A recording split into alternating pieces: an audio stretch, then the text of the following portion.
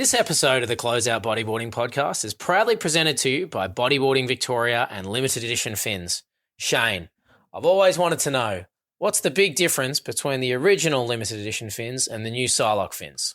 Benny, the Psylocke fins are bigger and wider than the original LE foot pockets. So basically when you try them on, they'll actually be a size up. Psylocke's fit really well in half sizes to the original fins. So I used to not be able to fit into the larges in the original LE fins, but I fit perfectly into the Psylocke large. So I just recommend everyone, if you weren't comfortable in the original LEs, go in and try on a new Psylocke's. Awesome. Thanks, Shane. Back to you in the studio.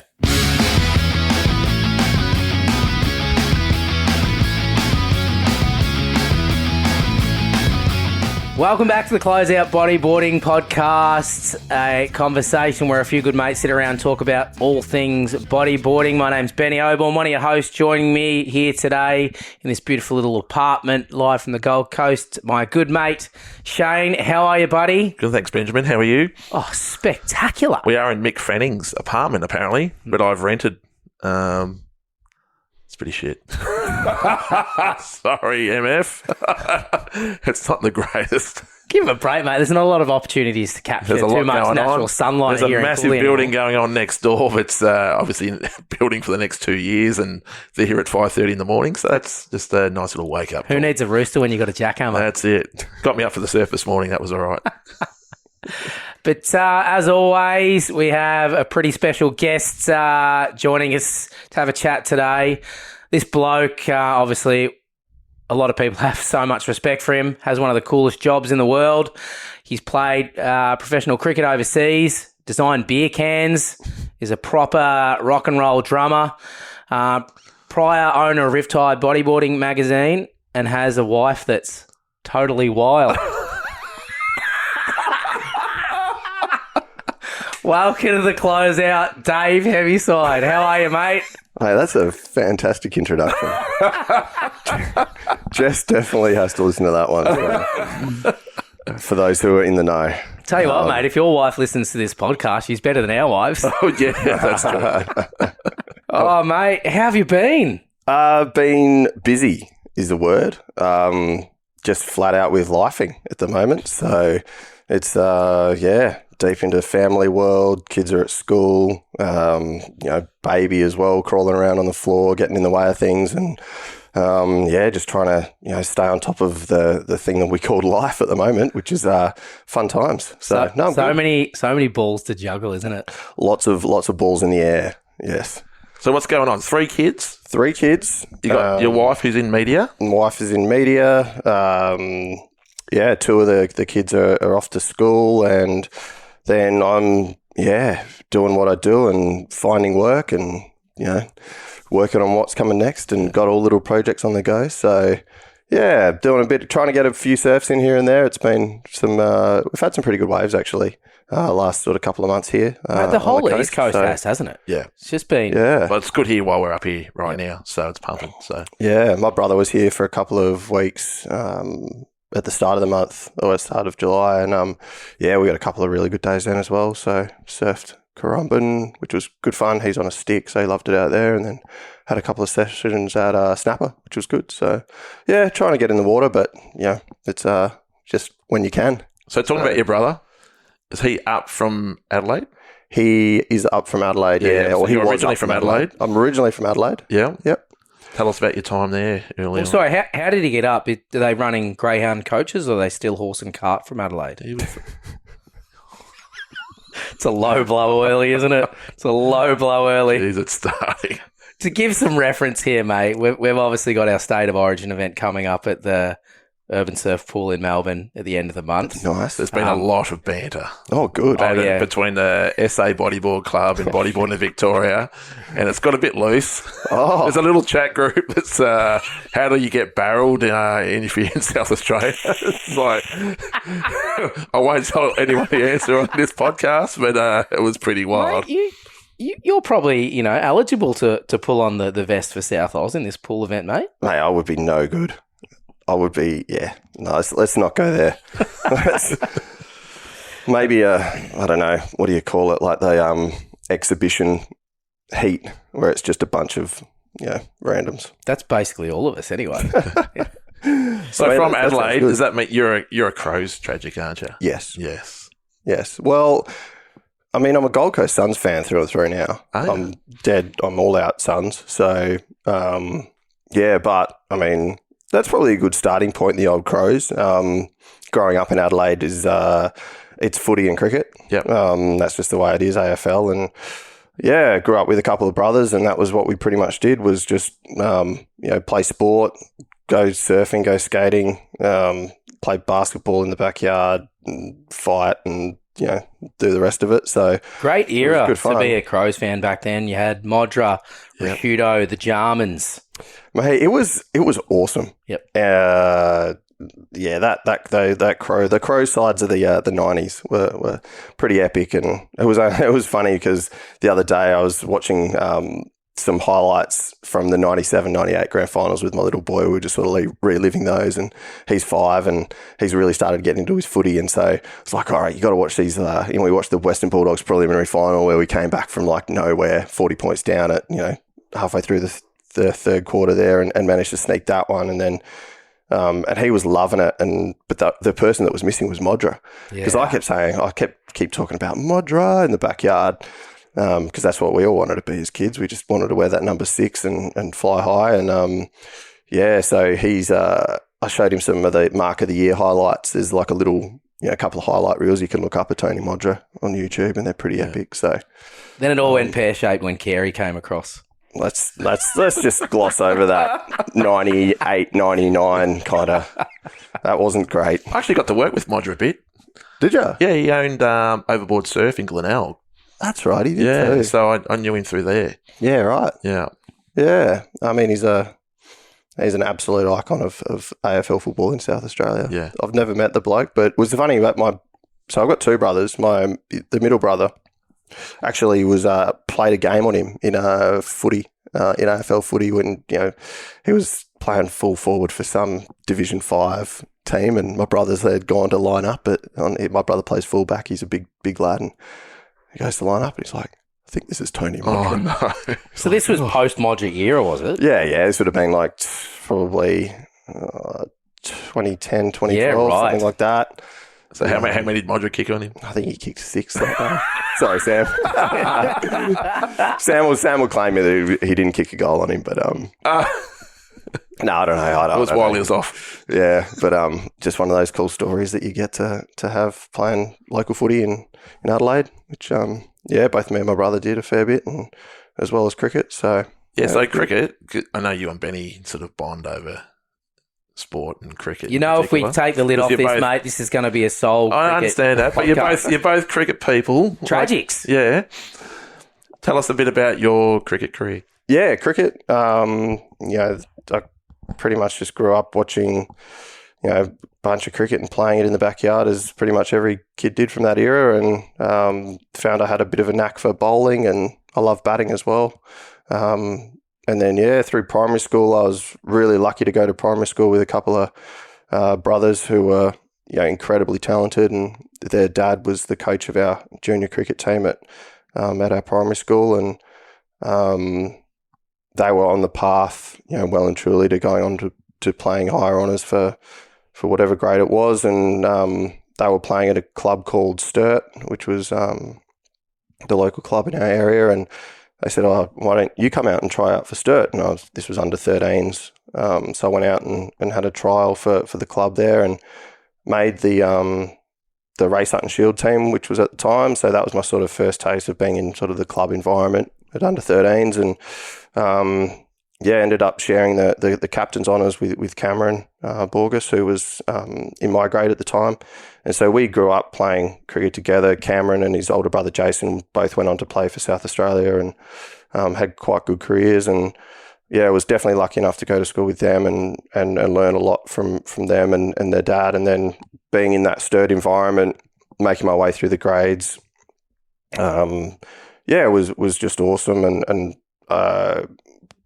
played sort of right the way from under 17s into grade cricket, C grade, B grade, and then eventually played first grade cricket for Sturt, and along the way played with some incredible players, and really lucky to share the field with guys like Sean Tate, who, we all know is the second fastest bowler in the world. Well, he'll claim he was the fastest, and I swear to God, there was some days there where I've watched him bowl and it was faster than anything I've ever seen. But that was amazing. I mean, he came to the club as a 15-year-old, I think, 15 or 16-year-old, just raw talent. How broad, because he has one of the biggest sets of shoulders I've ever seen on a bowler. Like, how was he back then? Was he still that kind of... He was a big kid. Yeah, big kid. Big kid, big country lad. His old man's, solid bloke. Just, they came down and we'd heard stories about this kid bowling quick in sort of country cricket. And he came and the first couple of training sessions, everyone's like, oh, look out, we've got something special here. Yep. And yeah, he was just too quick for anyone in junior cricket. He won there was a test match at Adelaide Oval, I think, and there was a fast bowling competition. And as a 16-year-old, I think he clocked 140 plus. At 16. And at 16, and everyone was like, "Oh, this kid's going to be amazing." So, yeah, he struggled with his line and length as he did his whole career, but eventually once he found a way that worked for him, just watching him progress, we were lucky to play with him in under 17s, and then he just went on, and once he was away, he was away. And then do you think incredible? I guess in retrospect with someone like Tatey, I mean, from an endurance perspective, again, it's such a unique bowling action. Like, imagine how it'd be now if it was in his prime with all this short format stuff that's going on.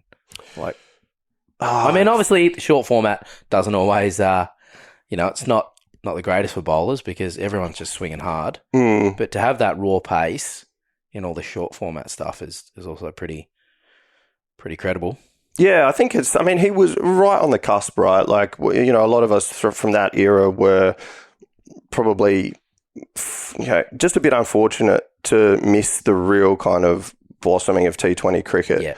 But we did see him play a lot of T20 at the back end of his career, and towards the end, he specialised in the one day and T20 stuff. And the 2017 World Cup where he would have almost walked away as player of the tournament. He carried that Australian side incredibly well and won a lot of games for him alongside Glenn McGrath and just had an amazing tournament. So that's what Sean did best. He just bowled fast, bowled straight. When he got it online, when he got it right, it was unplayable. It was all over. It was absolutely unplayable. So that was just fun to watch. And then I went on and played a couple of seasons in the UK as 20, 21-year-old, sort of chasing the dream over there for a while with a club called Penn, which I have really good memories of and played with a few. So where's Penn? So Penn's in Birmingham.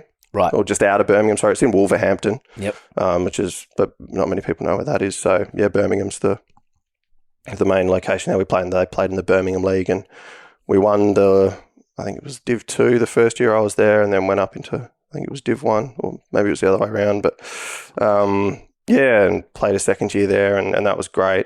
Had a good experience there, and then came back, and I got injured playing footy, actually. So I was one of those kids who would play footy in the you got to pick winter, one, mate. You got to pick one. I know. One of the most common mistakes in Australian sport, I think, and that's why we see there's so much more push towards football now. That I feel like we're losing a lot of talented, potential cricketers because they're going down that football pathway because there's a lot of money in local football now, whereas there's not as much money in local cricket, and unfortunately, money talks. Yeah, definitely. I think, and football's got more of an opportunity here in Australia anyway.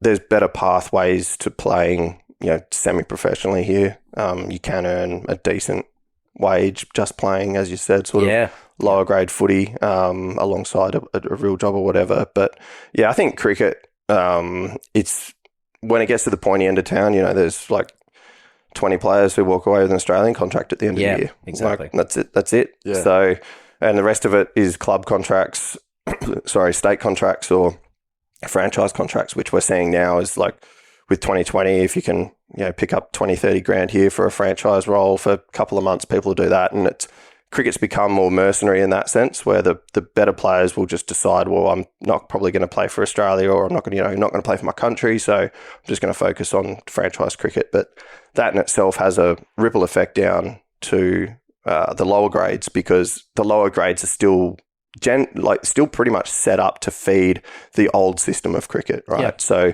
you play grade cricket, and then you play your 2-day stuff, and then you go and you play your sort of like Futures League stuff, which is like 4-day cricket. 4-day tests, yeah. And then you go and play for your state, which is still 4-day cricket, but it's state cricket now. And then hopefully you'll become a test cricketer. So those pathways are still pretty much there. But yeah, 2020's thrown a huge spanner in the works in terms of aligning all of that into creating a pathway that makes sense, and that has the same accessibility that AFL does. So I think that's why you see a lot of players choosing the AFL route now, because the options are broad, there's a lot of opportunity, and also the pathways are just more aligned than cricket. But I mean, yeah, we could go on about cricket all day, and I know this is a bodyboarding podcast. Closeout cricket podcast. Well, All right, we'll swing it back. We'll swing the cricket there. But yeah, I mean, after cricket, it was, I got injured, and then spent a bit of time sort of back injury. No, I actually did my collarbone. Through so footy. Footy. I got bumped on the going for something, and then broke the collarbone. That's so surprising with your big muscly frame, Dave. Yeah, especially when I was like 21 years old, and 40 kilos in the wet. Yeah, exactly. So I don't know for whatever reason. So I used to play up front, like I used to play centre forward or full forward, and for whatever reason they thought, well, why don't we just throw heavy in the centre? And I'm like, I'm not a ruckman, because I weigh like, at that time I was weighing like 85 kilos. You know what AFL league's like in Adelaide. There's some big dude who's 120 kilos. Yeah, and absolutely. Just runs through you. Yeah, so, but they're like, put heavy in the centre. It's like, that's a bad idea. Didn't end well. And you were right. Plonk. I'm used to running at the ball, not used to anyway.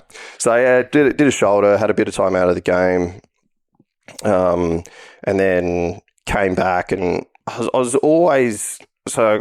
was taking good wickets at grade level in Adelaide, but was always behind the Sean Tates, and there was some incredible bowlers at the time who were, we were just blessed for talent. So to force my way into that sort of South Australian setup was always going to be pretty tough. Gig, yep. And I found myself thinking, what am I going to do after cricket, really? So, went down, and instead of going back to the UK for a third year, I thought, well, I'll go and study just to get some qualifications under my belt, and ended up at TAFE doing graphic design and advertising at TAFE to basically give myself a career post whatever was going on cricket-wise. That was where sort of my design career started. Segued. Yep. Yeah, so it was all sport, and then it wasn't all sport. And this is how this is how my sort of life has always been. So I've always had the sport thing that's been an absolute constant in my life. But then on the other side of things, I've always had music. So music was one thing which I absolutely loved. So played, drums as a kid. I learnt piano at the age of 5, and then transitioned into drums when I found that piano wasn't cool. And I heard, a Led Zeppelin Piano song. is cool, Dave. Piano's cool now, because apparently the word on the street is if you can play piano, the ladies don't mind the odd piano player now. But back in my day, that was not the case. Who doesn't love a good pianist? Right? So... Zing. There's 1,000 lines there. that was good. I'm here all week, folks. Yeah. You can count on that. But yeah, so anyway, I picked up the drumsticks, and then I just fell in love with the drums.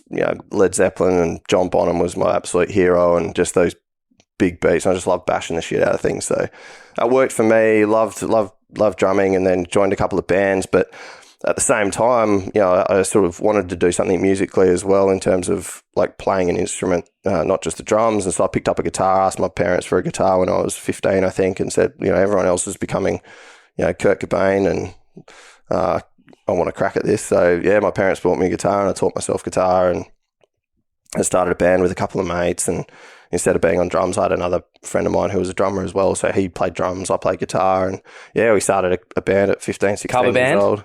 No, it was all originals. Oh, geez. We from the never. start. We did a couple of covers. We threw in a few Deftones covers, I think, and Didn't throw out the Smells Like Teen Spirit, the crowd favourite. we were more metal. Yeah. Most important thing, what was the name? We were originally called Pigs in Denial, and then we changed that to Local Hero pretty quickly. I like that one better. So I don't know where we got Pigs in Denial from, but that was our first band name. And then we became Local Hero, and then that was a bunch of fun. So we used to have a little club in Adelaide called the Underground, which was like an all ages or underage kind of venue, and you would go there, and on Fridays nights I think they would put on like 5 or 6 junior bands, and then have like a cool epic senior band kind of, the old Headline act come and play, but all the junior bands got to go on stage and find out what it was like. And it was a really good venue for that. And so we played that a bunch of times, and Sam, who was the bass player in our band, was a pretty entrepreneurial sort of guy. And when we were in high school, about 17, 18, probably 16, 17 years old, I finished high school at 17, so I would have been younger than that. He actually wanted to go further, and he worked on putting together like a small music festival. And he was just like, I don't know, he loved his audio engineering, but working with him, he goes, "Oh, Heavy, I'm going to do a festival, and it's going to be awesome." So we're like, "All right, cool. Like, let's start our own festival at 16."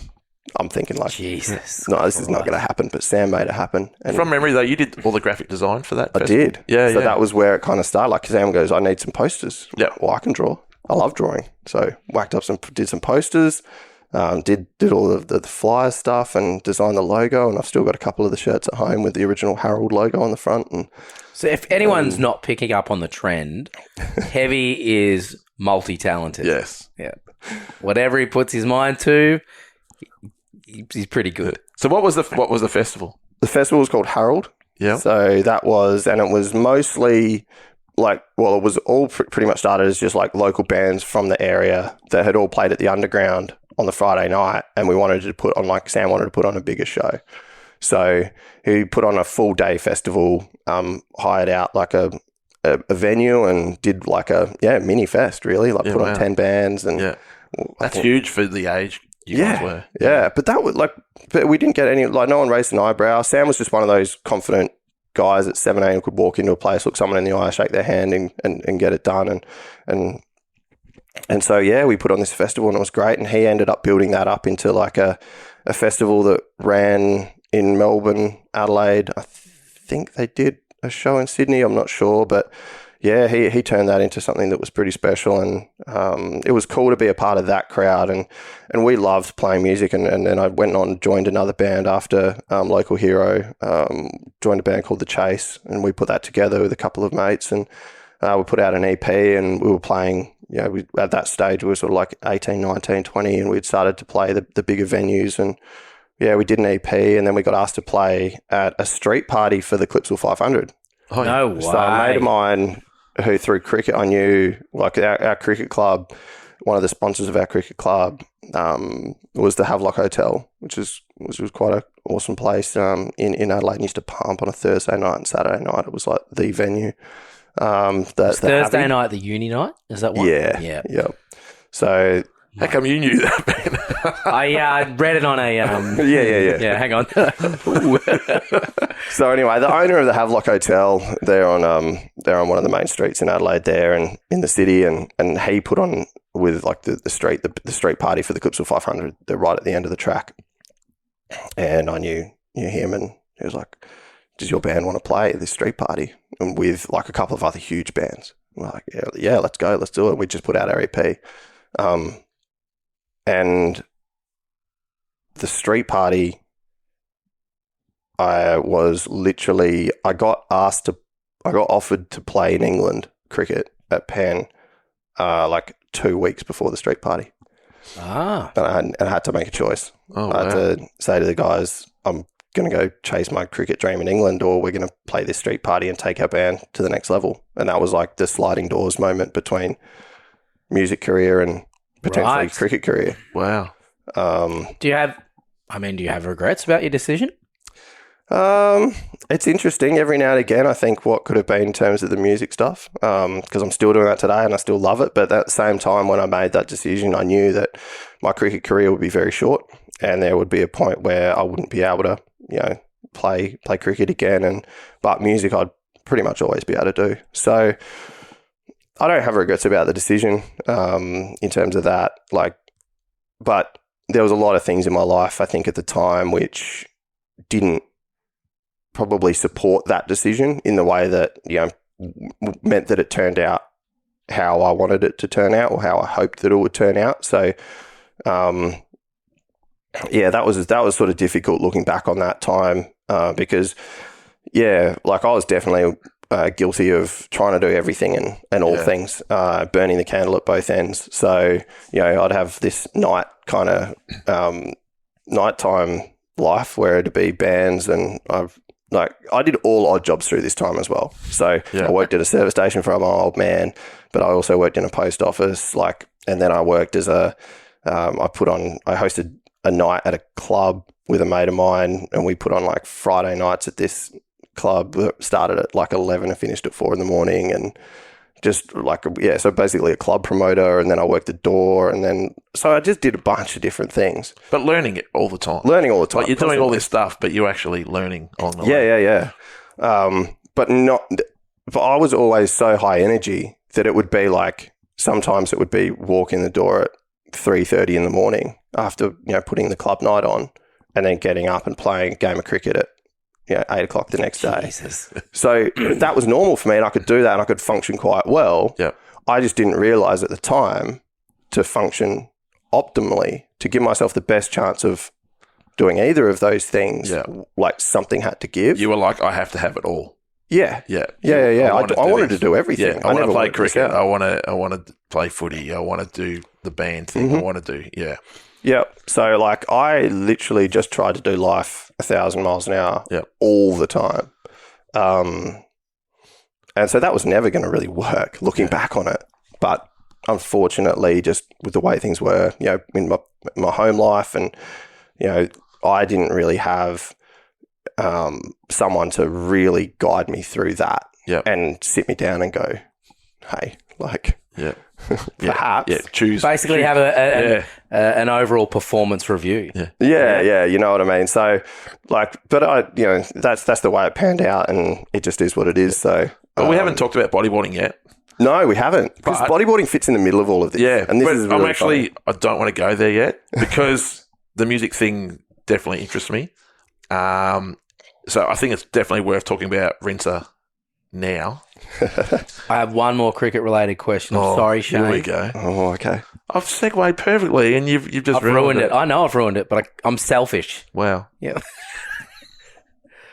Best bowling figures. Oh, come on. Everyone knows their best bowling figures.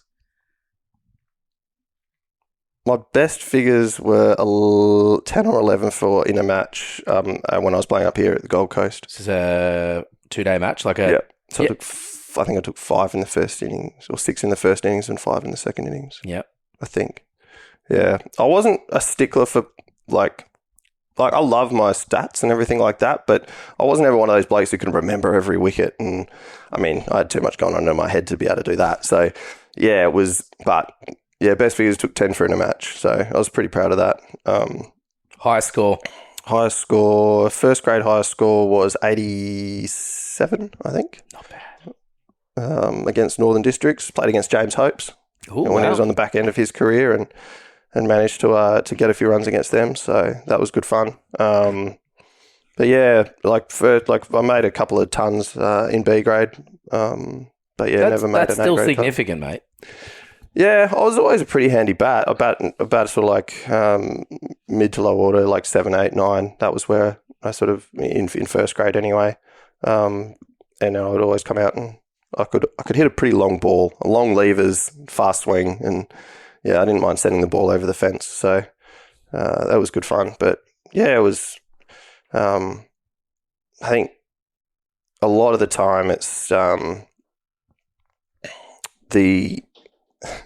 it's really interesting because I look at cricket now and I'm like, I would suit that game perfectly. Yeah. They just want you to go out and swing. Tim David just gets out there. All they need is 20 runs off of 10 rocks. They're only expecting you to be out there for 2-3 hours. And that was me to a T. Yeah. Like, if you look at my stat, that's it. Like, strike rate of 120, averaged of about, 25. Perfect. But that was me, and I'd be done. And then, I played that pinch hitter role a lot, which was good fun. But there you go. Thanks, mate. Over to you, Shane. Wow. Rinser, hit us. Yeah, going back to the band thing, yeah, definitely, like, still playing music now. So, that cricket decision was, I guess, right in hindsight. Rinser is a band, 4-piece band, up here on the Gold Coast, bunch of mates. I started playing bass with a guy when I moved up here to work at Morrison Media. Ended up at Morrison Media with a guy called Andy, who was working for Surfing Life at the time as the sales guy, and then he loved the tune on the guitar, and we started jamming, just playing bass and guitar together, and formed a little band that we put together. Did like surf rock and just played that for a while, and that was called Party Wave. And then sort of had a bit of a change of lineup with Party Wave, and we played a few shows, but nothing too serious. And there's a venue up here called Moe's Desert Clubhouse, which we found, and we that became our little home, and we used to jam in there. And they've got an awesome little practice room in there that you go in, and we jammed in there once a week. And then, one of the guys in Party Wave left. He went overseas to live for a while, and we got another guy to fill in, thinking that he would fill in just and play the same role, and we'd continue as Party Wave. But Charlie came in, and he's got his own style and he's an incredible frontman as well, and his own the way that he writes songs. So we decided just to put Party Wave to the side and start a new band called Rinser. It's been a little bit of a side project for Andy and myself. Andy's got kids as well, and I'm at that stage of life. So for us, it was very much a hobby. For Charlie, it's been more than that. He's a professional musician. He's got a couple of other bands and a solo project as well. So he's always taken it pretty seriously. And so we've always had like a good, professional way we go about things, but never really tried to, I guess, make it as a band. It's always just been a fun thing for us. And also a really hard industry to get to that, I guess, term of saying you've made it, right? Yeah, I mean, to do it as a full-time role, today's, it's incredibly difficult. It's something that definitely we don't look at as a thing that we want to do. We just love music and putting music out there. So, but then, funnily enough, so our guitarist that was in Rinser as well, he had to go back to Canberra for a while, and so we were then back to like, well, what do we do? Do we do Rinser as a 3-piece with just Charlie, Andy, and myself? But the owner of Moe's, a guy called Christian, he had heard our band the whole way through, so he knew our music inside out. He'd put us on a ton of shows, and Andy just said, "Hey, do you want to fill in for Charlie, for Brownie while he's away, and until we know when Brownie's going to be back?" And Christian said, "Yeah, sure." And Christian jumped on guitar and just slot straight in and learn all the songs. He's an incredible guitarist, and he's had a great music career as well, and he's full time in the industry. Obviously, owns Moe's Desert Clubhouse, but also owns a record promotions label called Beats Cartel and a bunch of other stuff in the industry. So, we were incredibly lucky to get him to jump on. He's played with guys like Nick Oliveri from Caius and a whole bunch of stuff. So he joined. It fit. And we're like, well, we did a couple of shows where the lineup worked and we played. And so Christian officially joined as a full-time member probably a couple of months ago, probably 6 months ago now. And so he just brought a whole new level of professionalism as well. So he's put us on his Beats Cartel label, and now we're embarking on a little tour this month, actually in August. So we're going to go do our first interstate shows, which will be fun. So we're playing Sydney and then Wollongong on the weekend. Nothing in Vico, is there? Not yet. No. Luckily, I was lucky enough to see you. You were 3 years ago. Yeah, Byron. Yeah, Byron. Great Northern Hotel. Yep. That was a great show. Who were you opening for then? What was that? Hands Like Houses. Yes. Yeah. So was I on that trip? Nah, me and Tony Catlow. Right. Yep. Yeah. So that was that was awesome. That was a good gig. Yeah. So that was fun. That was one of our first bigger shows that we played for sure. So yeah, we've got an album that we recorded with Brownie actually before he left the band, and then when he left, we were sort of stuck with these 10 tracks that we'd put together, and we've been putting out singles, which we've just put out a single called Living Dead, which you can listen to now, and we've got another single coming out on the 22nd of August called Greed. Yep. In the lead up to this sort of middle of this tour. So and then are you looking to build that tour? Like more than those 2 gigs, or we were doing Toowoomba, Brisbane, Toowoomba. Then we've gone down to Sydney, Wollongong, back up into Gold Coast. So it's a 5-run show during August, which is kind of what I can fit in and Andy can fit in as a dad. So we're trying to live the dream and also keep everyone else in our lives happy at the same time. Shano's an investor of the Sorrento Hotel down on the Mornington Peninsula. No, you don't want to go to Sorrento. You want to go to Harbour. Oh, right. Okay. In Rye. Yep. That's where everyone goes plays. It's good. Well, maybe on our next, because we're actually thinking about what we do for the next one, and because I want to put Adelaide on the map as well. So we're going to try and do a. Oh, you can go to Robe when we're out at Robe for the bodyboard. Hey, there you go. So the old regional tour. That's right. That's very regional. We'll start off in Colac. I'll make some calls. Mate, we got Canberra on there as well. Two of the boys that are in the band are from Canberra. So look out. So when's the album come out? So the album will be coming out at the end of the year. And have you done the album cover? Have you done the art? Oh, see, this is where it gets tricky. Because I've got my design style, which I like. Yep. Two of the guys, like Andy doesn't mind it because that's what I used to do it, when I was working at Morrison Media, and I got it. But then Charlie's a bit younger, so he just thinks all my stuff's lame. So, wow! I just put stuff on we've got a chat group, and I'll post some design stuff. I'm like, oh, this will be sick. Like, let's use this as a tour poster or a graphic or a single cover or whatever. Gives you a hard no, and he just goes, lame. This is the thing. Wow, hard. Kids these days, I tell you what, no respect. No respect. Yeah, it's interesting. But I guess we should be segueing back to bodyboarding. Yeah.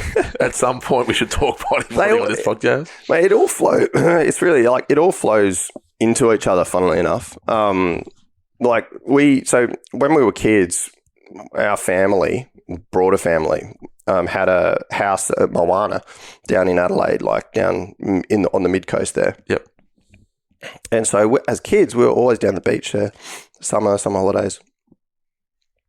And so we did we'd get out the old blow up, surf mat and the red and blue ones. Yeah. So good. I'd go down there and be in the water with the cousins, and it'd be awesome just surfing the little beachies on the mid coast there. Every now and again, you'd get a 2 or 3 foot day, which was super fun. So we just loved that, and we got onto the bodyboards a little bit, but never got into surfing because it was just a pastime. It's just when we were down at the house, and so we were into bodyboarding, and then I used to go with another older mate of mine, and every now and again we'd grab the boards and then go down further south to Victor Harbour and go and surf at Middleton or Parsons or so some of those kind of waves down there on the Boog. And so I always loved the water. And then my younger brother, actually, when he finished uni, he went and got posted down to Victor Harbour and Port Elliot as part of, he's a physio. And so he lived down there and worked at the Victor Harbour Hospital as his traineeship for his physio. And he had a little house in Port Elliot, and my other brother went down and lived with him for a while, and this is while I was in the UK. And Matt he loves bodyboarding as well, so he just became a local out at nights and made friends with that whole crew and just became a staple of that whole kind of scene down there. And so guys like Dylan Beach and that, they all grew up. Dylan who? Never heard of him. That guy. No, never heard of him. He's dead to you, isn't he? Oh, yep. Well, again, I'm still waiting for that wedding invite in the mail. Just never showed up. After all I did for that kid, Shane. After all I did. Well, I'll leave your. I'm not going to comment on your. Leave his animosity at the moment. Mate, this is just banter, mate. This is all friendly banter. I've been so out of the loop. I don't know what is like au fait and what's not at the moment. So I'm just going to let that one through to the keeper. Mate, basically the entire South Oz crew are an extension of our Victorian family, mate. Yeah. They're our brothers. Mate, we have so much respect for them. We're really lucky to. Half of them are Victorians. Yeah, Probably. Yeah. We've been super lucky to be, I guess, welcomed into their backyard to take part of some of their, really cool events. Obviously, the Road Classic, the Bodyboard Bash. Yeah. That's a pretty important event for myself and for Shano. And obviously, with what Watto's put together this year with the State of Origin event at Urban Surf, super exciting. Jazz Bashmore and all those guys. Yeah. Holstered and Yep. Yeah, they're legends, mate, and they've been at it forever and a day. So it's pretty amazing to see just how passionate those guys are, and they continue to work hard for bodyboarding in SA, and then also for around the rest of the absolute epitome of grassroots. It is. Those guys are. It is. Yeah, and mate, a bit like Vico, it's not like it is up here where it's board shorts and sunshine the whole time. It's it's cold down there. So I get reminded every time we go back for a surf. My brothers, we still try and get out at nights every now and again when I go home. But always jump in that water and get the immediate headache straight up. So. The reality check. Mate. Yeah. So look, grew up bodyboarding down there, and Matt got quite involved in the scene, and then I was just sort of, whenever I came back, we'd go for a surf, and we'd always used to, just throw the boards in the car, do the drive from Adelaide down and try and catch an early morning epic glass off it, and, whether it was at Waits or we had a little spot at Tunkalilla, which we used to love going. It was the beachy down there, and, quite often it'd just be the four of you in a car, and you could get down there before, the sun gets up and have an awesome session. And, so I used to love doing that, just going surfing all day and then grabbing a pie or a sausage roll from the Yankalilla bakery on the way home. And that was, outside of cricket and music, that was what I wanted to do, was just to escape. So, and spend some time with my brothers as well. That was how we spent time together, because everyone was super busy. But for those, few hours where you're just locked in a car and you're just cranking the tunes from the latest Tension video and whatever soundtracks that you've got, like those bodyboarding soundtracks back in the day were that good. Yeah, I mean they're unbelievable. And so that was just what I loved, and at the same time, it was subscription to Riptide and get that in the mail every month, and so bodyboarding was always there, and I always loved it. I loved the design of the magazine. The images were amazing, and just the froth of bodyboarding as to juxtapose, just being in nature and being in the ocean, away from the complete opposite, being on a stage under the lights, in a club at 2 a.m, or out in the field baking in the sun, or in a sweaty change room, was how I sort of rounded out my life, and it was just what I loved. So that was how I sort of got involved in bodyboarding, and it was. For me, it was just like the best place that I found, sort of just to tune out. Yeah. And so I loved it and loved the mag. And so when I came back from England and was doing my graphic design course, I immediately gravitated towards magazines, and I had Riptide there as an inspiration. And I knew who Morrison Media was at the time, the publisher of the mag, and I'd looked up all the team there and found who was the creative director, which was Graham Murdoch, and this kind of like aura at the time. I mean, magazines back then were just everything. It was just like print was king. It was king. It was just you had Surfing Life, which was at the time the biggest magazine in surfing in Australia anyway, before Stab came around, and then out of that Morrison Media house, they also had Slam, which was a skateboarding mag. Yep. They had Freerider MX, which is a motocross magazine. They had like a ton of titles across the whole action sports industry. So when I was doing my course, I was asking for just some work experience, really. And I just kept sending them some designs and sending graphs. Said, hey, if you've got any work experience, I'd love to come up. Had you had any work experience prior to that? Besides doing obviously your own stuff and posters and Yeah, I did like a couple of weeks at a design studio in Adelaide and bits and pieces here, and found like it's like freelance. Yeah. You get your clients. So It's funny though.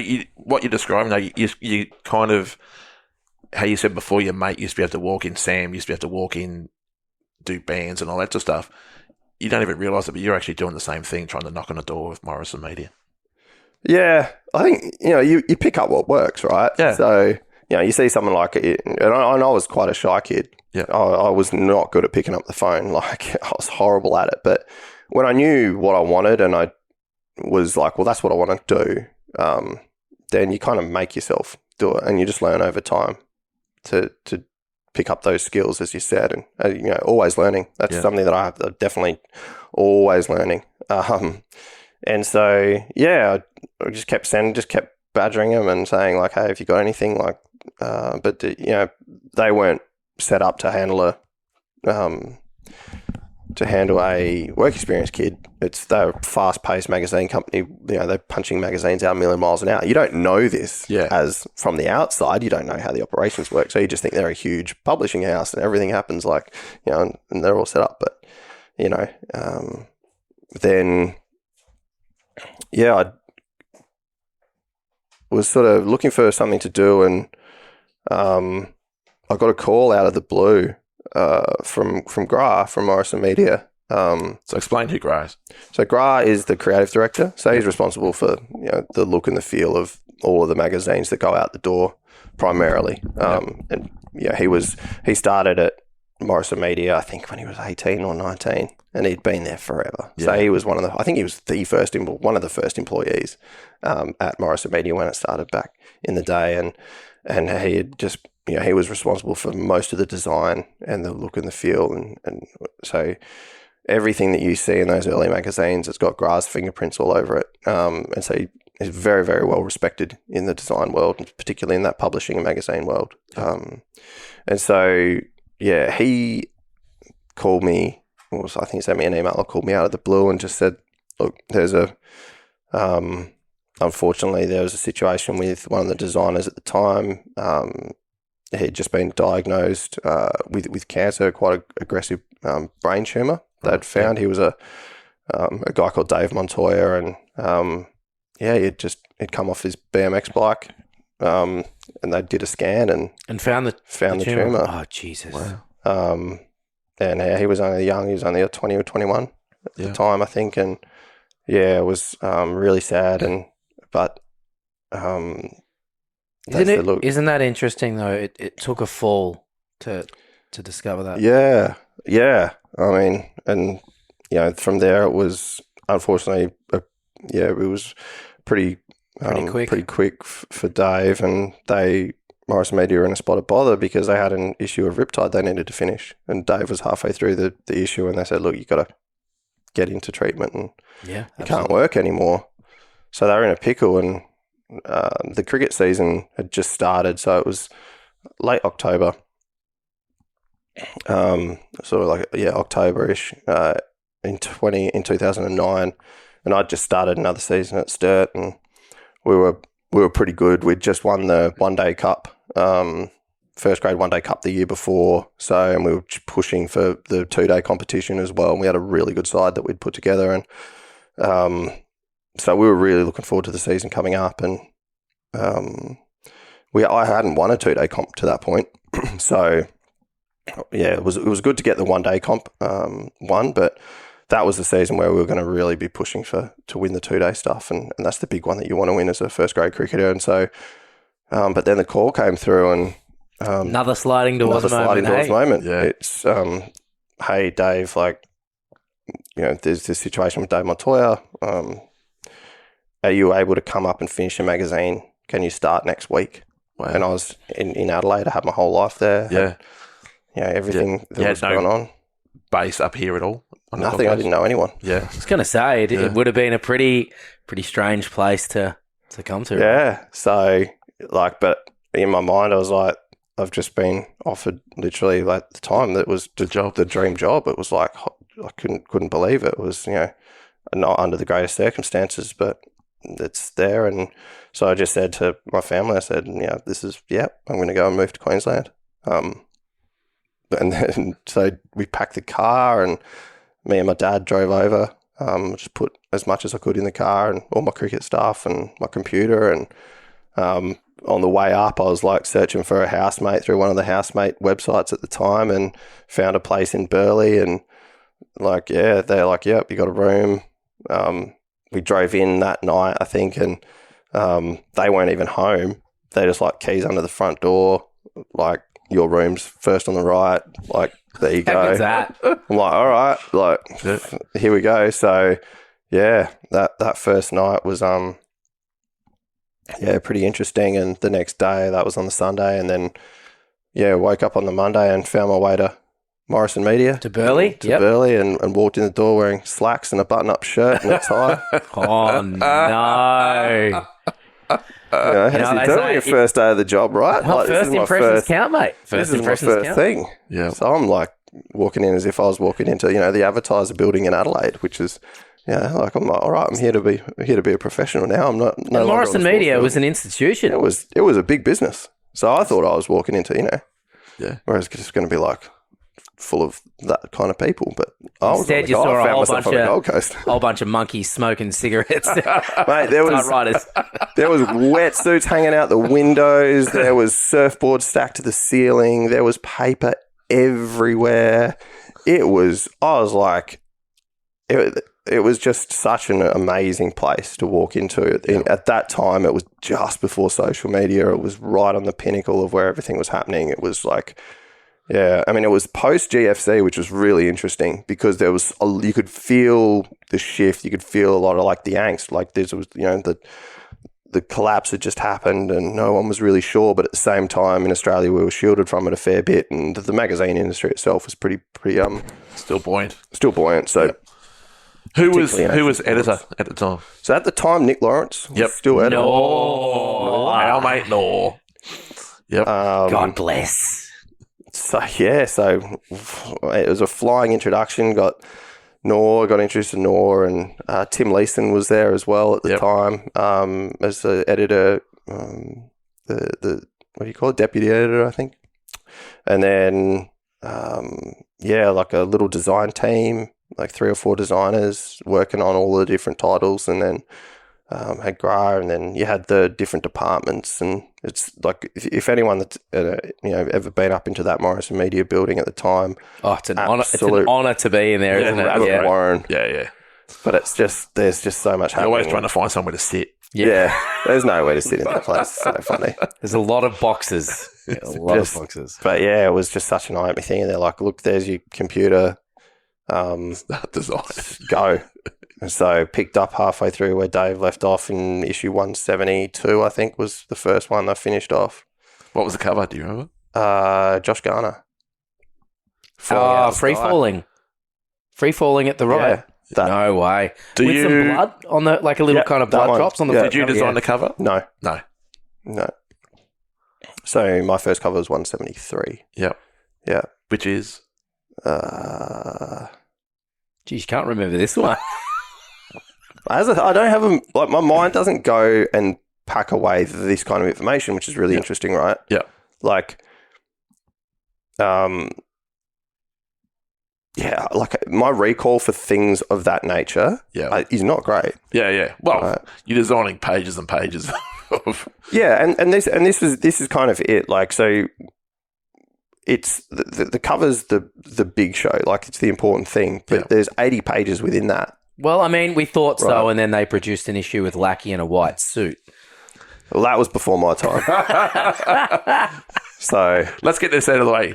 Lego Man. So here's the thing. So this is so good.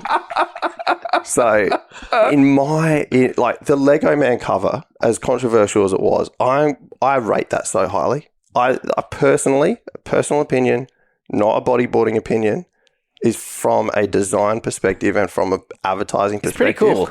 It is awesome. I 100% agree with you. And the only reason that I don't now is because all the pro guys and team writers were all like, well, that was an opportunity.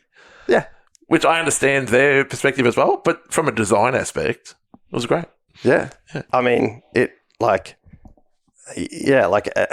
you're totally right. Like, it was an opportunity that was taken away from someone to have that space, Yes. and which was at the time heralded as the pinnacle of the sport, right? And so 100% agree with that sentiment.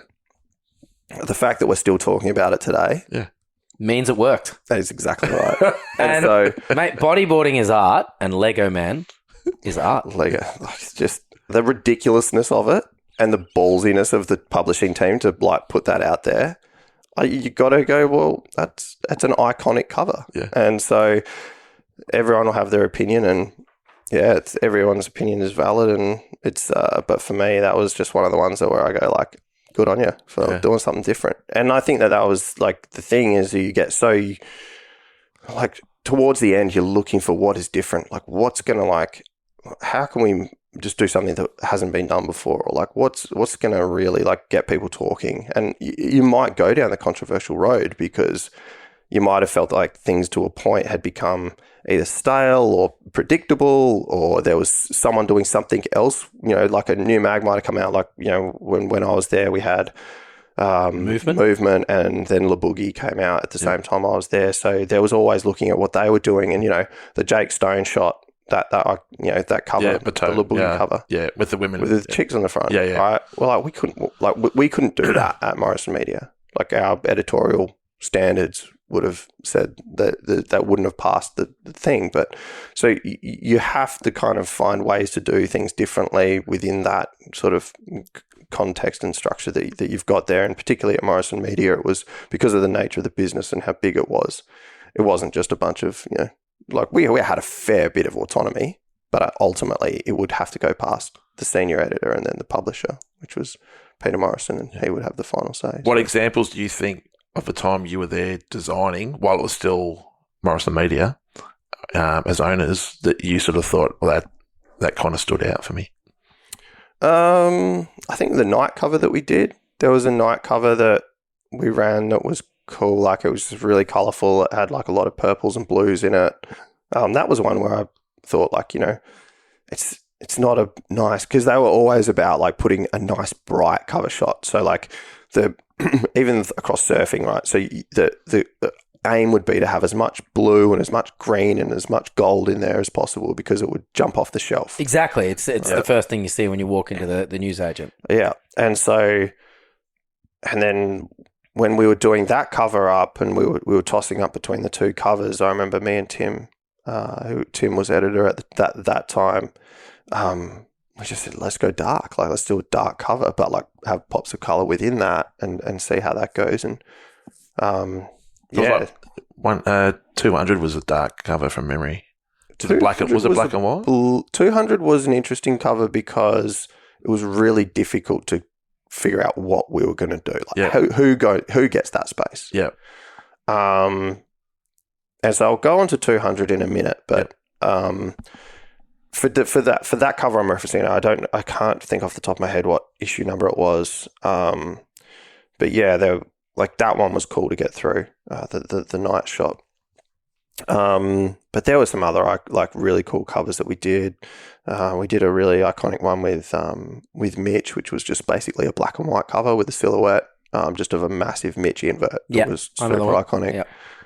So that one I was really proud of. Like, and that shot's amazing. So a little bit of yellow, I think, and maybe the logo. There's a little bit of something in there, yeah. But yeah, like, just to put a black and white photo of just something that was pure bodyboarding on there was nice to do. And then all of the other cover shots, you're just trying to pick the absolute best shot in the mag that you've got across your desk at the time. Sometimes you'll keep a photo that will come across and you'll be like, oh, we've already got a cover for this issue, like, but we have to keep it for next issue. And providing things don't come across the desk, it's definitely in the running. So sometimes you'll hold a shot back. And but I mean, like, from walking in the door that first day, and then sitting down and then going through that process of like learning about how magazines work and learning the industry side of things, and then learning how advertising fits in with it, and then learning the push and pull between how advertising and editorial need to work together. And that whole thing was just amazing to be a part of at the time. And that's what I really loved about Morrison Media was because it was such a dynamic place to go and work, and there was always something happening, and it was always on the go. Yeah.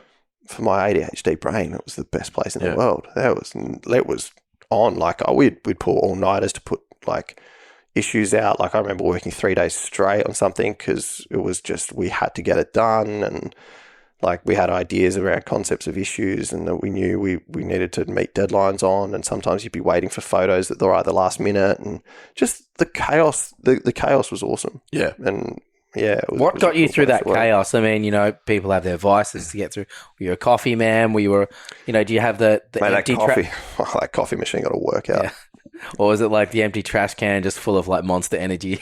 Nah, I wasn't a big energy drinks guy. Yeah.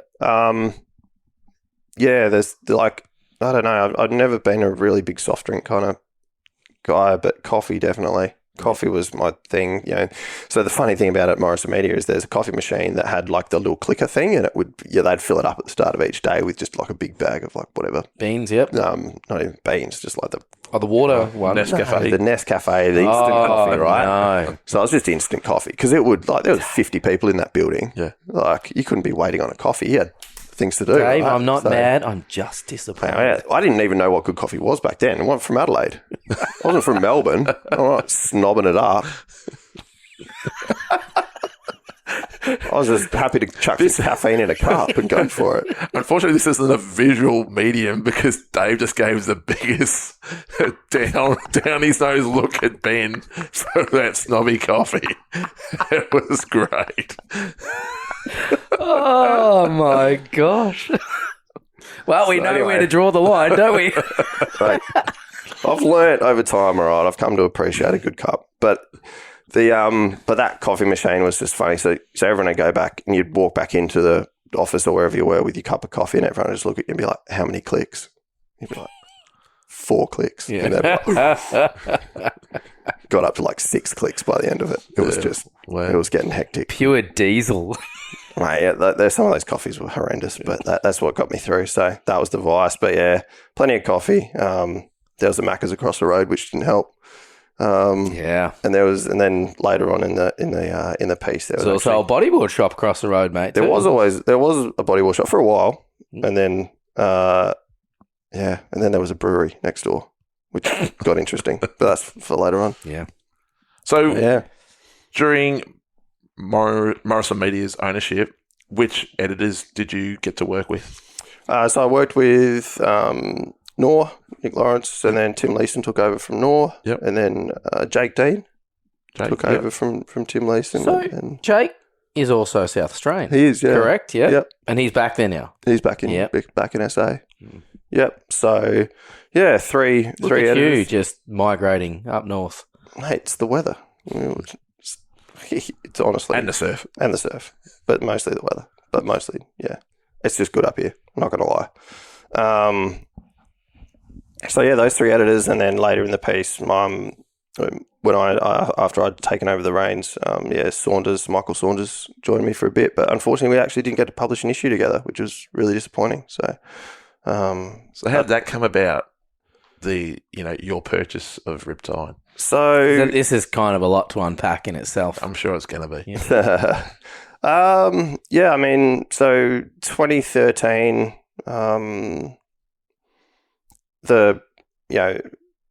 Instagram launched in 2009. Yep. We'd already had MySpace, I think, since 2007. Facebook. So MySpace, I think, was 2004. Facebook was 2007. Yep. Instagram was 2009. And where is Tom from MySpace right now? Mate, that guy has got that much money. Who knows? I wonder if we're still friends. Probably. You've still got that one friend. So the way that social media came in and really changed everything for print media. I mean, we know now how much it's just had an effect, but at the time, it was like, holy moly, we've got these new toys to play with. Like, we can just build an audience and we can put photos and videos out there. Whenever you want. Whenever you want. Yeah. No one really understood the effect that it would have on the traditional media business. Of course not. And had they understood it at the time, there is no way that anyone in publishing should have ever created an account on social media and put content out there, because as soon as they did that, they gave away their content for free and basically became totally dependent on the social media platforms to for communication to share their content. And so, which is not what you want to be. You want to rely on your own magazine for the communication part. Yep. And so it was just an interesting time to be a part of an industry where there was, things take a long time to change. You still have old habits die hard, right? Magazines that go out, everyone's, the pinnacle of print is the cover, and that was still holding true. And then, double page ads, that's what you built the business around, was advertising. You needed to sell as many of those ads. And then, so like the core business of magazines was like, it was still there, but it was, you could see it shifting very, very quickly. So from 2009 to 2013, those 5 years, that was the transformation from what we knew as traditional media into this new world of social media and digital media. And during that time, there was a lot of experiments around iPad magazines and digital versions of the magazines. And we were really lucky at Morrison Media. We had a really forward-thinking team that explored a lot of those things. And as a team, we actually were one of the first publishers to publish a magazine digitally. We were one of the first publishers to have a digital, like, iMagazine, which was cool. So, but none of it could really replace the business model around, like, the business itself was built on. And so the only thing that at the time that was the strong point at Morrison Media was a magazine that launched called Frankie, which wasn't a sports title. It was a sort of a chick magazine that had it's basically a bit of art and culture magazine. Right. And it was there was an old sort of surfing, like, kind of like pop culture magazine called Chick, which was launched by Louise Bannister, and going to kill me because I can't remember her name, but a couple of young girls, and they had Chick magazine, and then they turned that, and then that became Frankie magazine, and Frankie just became a powerhouse title. It was the fastest growing magazine in Australia for like 3 or 4 years straight. It was just a behemoth, and they ended up taking over most of the building because it was just a huge magazine. And had a Australia wide and then an international readership, and was just like, that was the one thing that now Morrison Media was known for. It was no longer known for being an action sports publishing house. It was known for being the publisher of Frankie magazine. Yep. And PM obviously had been in the game a long time and sort of recognised that where things were going, and was like, well, it's time for me to bow out and to sell the business, which meant that, along the way, as part of that, there was a lot of cutting of the deadwood and getting rid of titles that, didn't really make the bottom line look too good, and sort of. Yeah. What titles were under Morrison Media at the time? The ones I mentioned previously. Slam, Surfing Life, Riptide. And there was like Freerider, Trail Bike Magazine, Longboarder. What was that artistic magazine as well? That had a lot of waves and that on there. White Horses. Yep, that was Graz Baby. That was under there as well. Yeah. So I think there was probably still 15 odd titles. But yeah, like a lot of the surfing ones were struggling because at the time also the surf industry was changing. So the surf industry went through a massive change where now, the Billabongs and the Quicksilvers and the Rip Curls were going out of vogue, and they were really, the surfing wasn't the cool thing anymore. Skating had the shoe brands, so skating had the Nikes and the DCs and that pumping it up. So that was a pretty solid business. But unfortunately for surfing, when people stop buying surf clothes, board shorts, boardies, it's becomes a different thing. So there were a couple of brands that popped up, like Ruka or RVCA and a couple of those newer brands, but they didn't have the clout and the money that the Billabongs and the Rip Curls and all of that did. And so yeah, it was a hard time for the surf industry, and this as well, Shane. Like, just owning a surf brand, you're always like, you're either behind or you're like right on the edge. I don't know what you mean. Like, Shano, your business has just been smooth sailing since day one. Life is smooth, yeah. 25 years of calm waters. Smoothness. Yeah. And but like, but then you take that, and then when I do recall the shift at that time as well, where it became huge to be putting DVDs on all the surf mags, skate mags, bodyboard mags. Yep. That was a seller. Yeah. That was the biggest, pull towards those, issues at the time. Mm-hmm. Yep. But then it's always a cost, right? It's like you want to put a DVD on the cover. It's a fair investment. Yeah. On everyone's behalf. Yeah. And most of the time it was free DVD. Well, free DVD to the buyer, to the right? buyer. Because it was all how it was about, advertised. Yeah. it was making sure that those cover sales were still, flying off the shelves. And when you've got two magazines next to each other, one's got a DVD and one doesn't, well, usually it's pick up the one with the DVD, right? So that definitely was a huge driver in terms of like a marketing push for magazines. But I mean, ultimately it was tied up into advertising dollars. So I'll buy a double page spread. We'll also put your writers in this DVD or whatever it was, or we'll send a trip out and we'll make it a DVD. And I mean, how many DVDs you did a ton? I did a ton, yeah. We did a lot. Yeah, right. We had a great relationship with you guys. Yeah, so, and that for a while it worked really well, and then it worked really well until Instagram and Facebook started doing video. Once again, the shift. Right. So then YouTube. So I mean, like everything just got changed so quickly. So what point did PM how did you come about the purchase? I got called into the general manager's office, and they said on a Monday morning. It would have been Monday or Tuesday. Got the memo. Yep. And they said,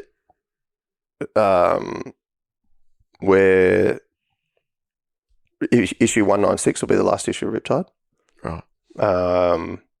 We're either going to shut the title down or sell it. Yeah. Geez, that would have been a blow to hear. And we were right in the middle of issue 196. Yeah. So, like, this will be your last issue.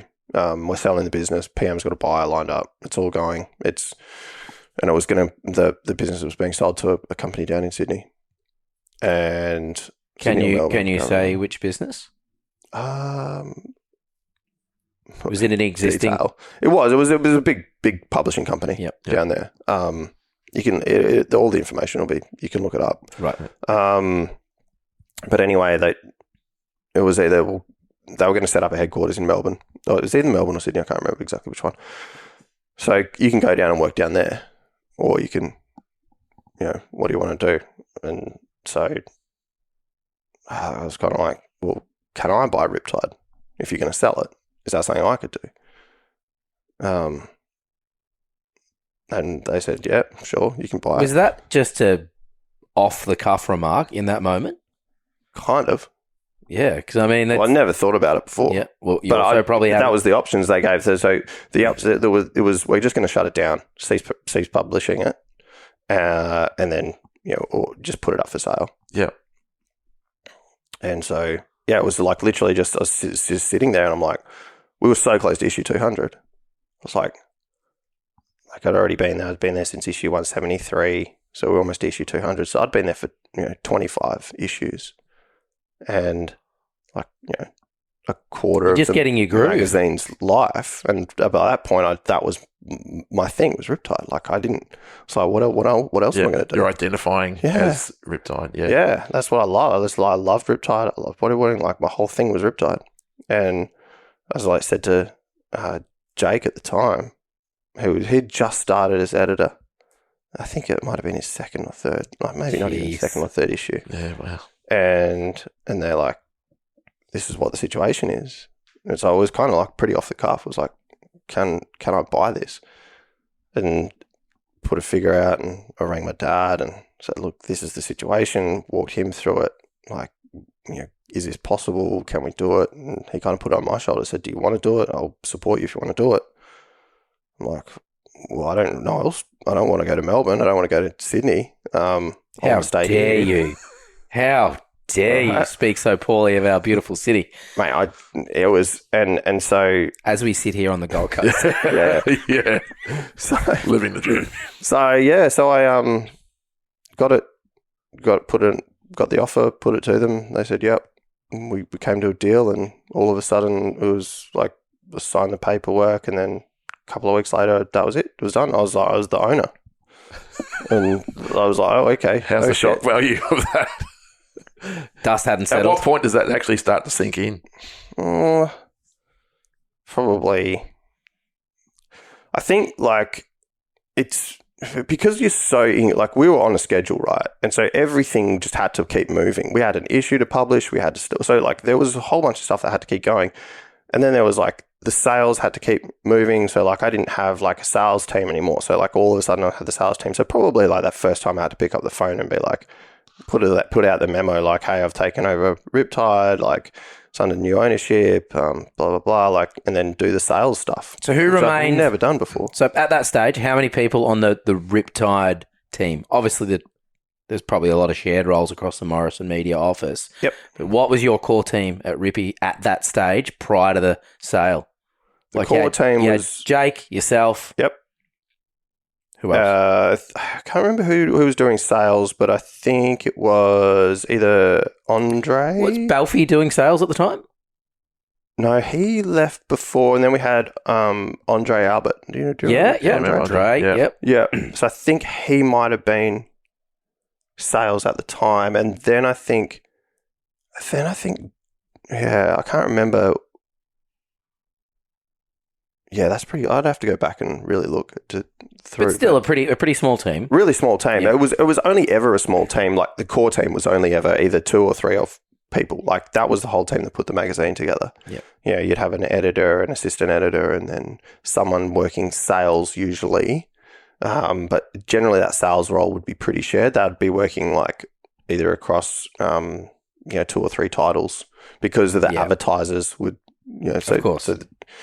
And then that was really it. You had a production team which we leaned on, which were internal to Morrison Media, so they were across everything. And then, but the core team was just 2 or 3 people. Yeah. And so when I took it over as a designer, I was like, well, I'm the designer, so I stopped working at Morrison Media as the designer and just became the Riptide person. Yeah. So I did everything, and then Jake was the editor, so it was 2 of us. So, and we didn't have any. You essentially lost access to all of those other. We lost kind access of systems and minions, to a lot right? of resources. Yeah, and then we had to contract to Morrison Media to access their resources. So I was paying Morrison Media, Right.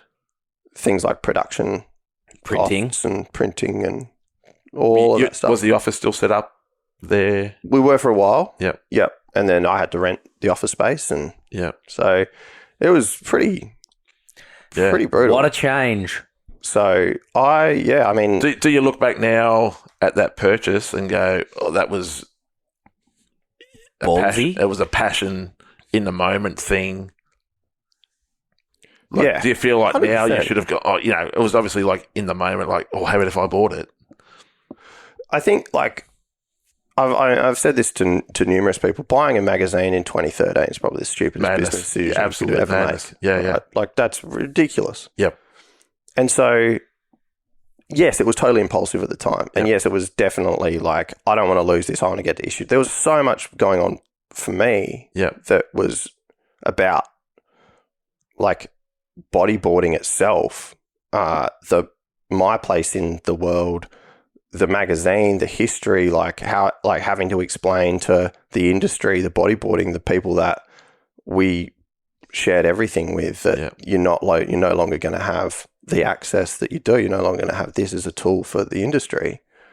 And I wasn't prepared to do that at that time. Yeah. And so there was definitely a selfish component to it where I loved what I did and I didn't want to give that up, and I would do whatever it took to keep that. But then there was also a sense of responsibility to the people that relied on the magazine And it contributed to the writers magazine. and the contributors and the writers and like the photographers and the videographers and everyone who existed in that bodyboarding ecosystem at the time, who helped us do what we did, there was that sense of responsibility. And because it was like, we were always the underdogs, it was like, well, we're going to be the underdog again. We're just going to have to do it harder. So here we go. Then, put everything on the line for it. And, it had its run. Like, we scrambled. Like, I was, I'm not a sales guy. Like, but, you got to scramble. And there's like so many things that I didn't do well and I could have done differently. And hindsight's a great thing for that, right? But at the time, you're just doing what you got to do to make it work. And, so I was going to make it work. And so I was like, and I've always tried to just see the best in a situation. What can we do? Like, now that it's out of the hands of a publisher, we can do anything we want. We can have a little bit more freedom. We got some more freedom. We can do a TV show. I can change the design of the magazine. We can do this. We can do that. So like, that was exciting for me. So I was like, well, maybe we can reinvigorate it. Maybe we can add some strings to the bow here. Maybe we can do some things which like don't rely so much on the magazine, but make use of this kind of like digital, new digital media that's coming in. Maybe we can start a YouTube show. Maybe we can start a podcast. Maybe we can do like a whole bunch of stuff that in 2013, no one was doing. That was revolutionary. Right. And so it was like, well, how do we drag Riptide into the 21st century? I remember like really early on, we started, me and my brother, who's a web developer, actually, my middle brother, we were working on a membership site to do basically subscriptions back in 2012, 2013 when I bought it. And so we tried to launch a subscription service, but no one knew what subscriptions were. Like we didn't even have Netflix in 2012. Right. So we were trying to do all these things which were like way ahead of the kind of like the time, the sense of the place for the magazine. Well, you also became YouTubers. We tried. Yeah, but that was early on as well. Like now you look at YouTubers now and how that stuff takes off. Yeah. Two people chatting with a show. Yeah, we try to do that. Yeah. Like that's all my kids watch. Yeah, it's nuts. Yeah. Yeah. I mean, to me, the part that the future was clear. Yeah. I knew where the future was going. Yeah. You were just early. I was early, and it's like, how do I get there? And how do I have like enough resources and support to get there to fund all of this stuff? And that was the hard part. Yeah, because you're going outside of the core business of the magazine. Yeah, I can't sell a double page ad for a couple of grand for like, to do no one's going to sponsor a podcast in 2012. So, I mean, there was just like I wasn't ready for any of that, like from a business sense. Like I'm a creative guy. I'm a designer. I'm a thinker. I'm thinking of like what's going to happen now. I'm not thinking of how to fund the thing. Money's irrelevant. Like, but when you're the creative, exactly that's all that matters. Money's not irrelevant. Yeah. But that's how I approached everything. Yeah. Right? I always approached it with like, well, money's just money. It's kind of irrelevant. Yeah. I want to make the best creative product possible. But when you own a business, that way of thinking is so detrimental. And which is why I probably, we had the troubles we had, and why ultimately, like, I found myself in a position where I could no longer keep publishing, and I had to shut it down. But let's not go to there yet. No. How many issues did you end up publishing yourself? So I did 197 to 204. Over how many years was that? About 2.5 years. 2.5 years. Yeah, so I think we pulled it back to like a quarterly. We were doing 6 months and we pulled it back to a quarterly. Yeah. And I think we did whatever that is, like 7 issues of a quarterly. And who were the guys you got to work with at that time? Who was editing? Yeah, so Jake Dean stayed on as editor. Yep. And me and him basically worked as the two team right up until that last magazine where Jake, like, I couldn't keep affording to pay Jake the wage that he was on, and then Jake had found other opportunities back in Adelaide, and he decided to go back home, and I found myself in a position where I needed to hire a new editor, and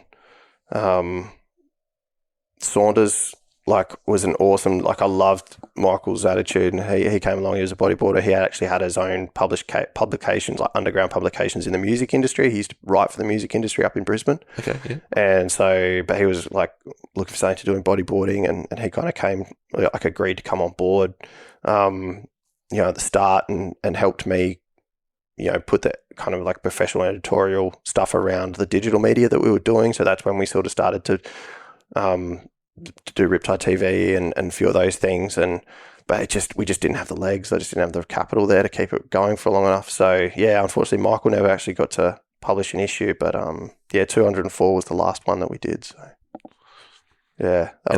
How'd you feel in that time that you like what you put out and the quality? And I was super proud of what we did. Yeah. Like if you look at those issues that we did, 200 was a beast. Like that thing was just, we sat down for ages. We knew we had to do something pretty special for 200. We like the amount of like different ideas that we had for that issue was just, we had a wall just like full of like, we could do this, we could do this, we could do this. In the end, we just decided to keep it like almost, we just went for kind of like the most idea that was way out of left field, but that also just seemed the most simplest. It was just document bodyboarding over a period of 200 hours, like in that time.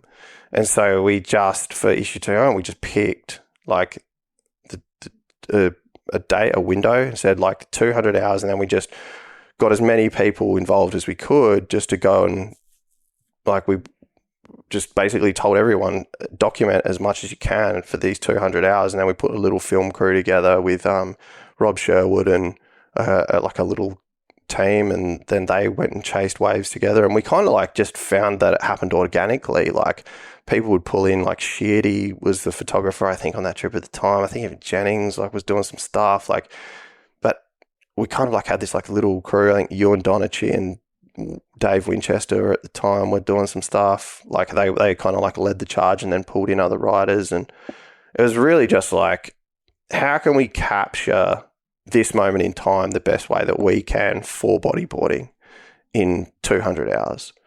And so the whole magazine starts with like minute 1, and we got them to send through the timestamps of when they took the photos. And so we tried to, as best we could, this was the first photo of the day, and this is the first photo of that 200 hours, and work our way through the issue.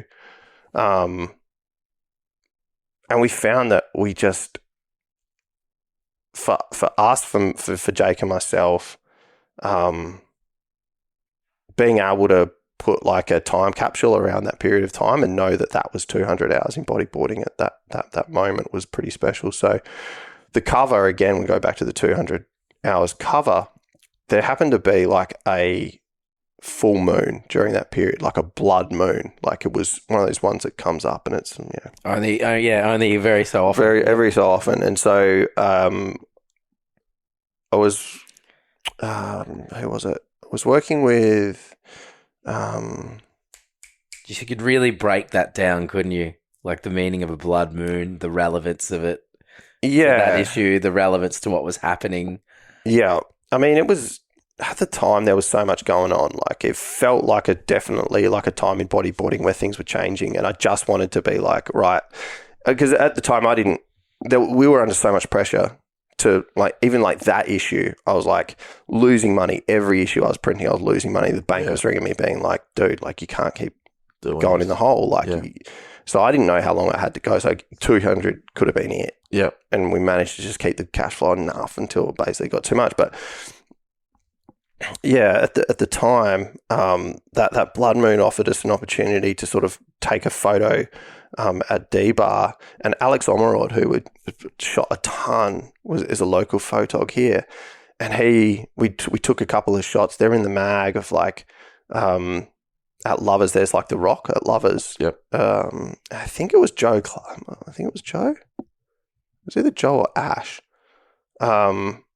Standing on top of the rock in silhouette against the blood moon for one of the photos, and just to get that as an iconic sort of like image.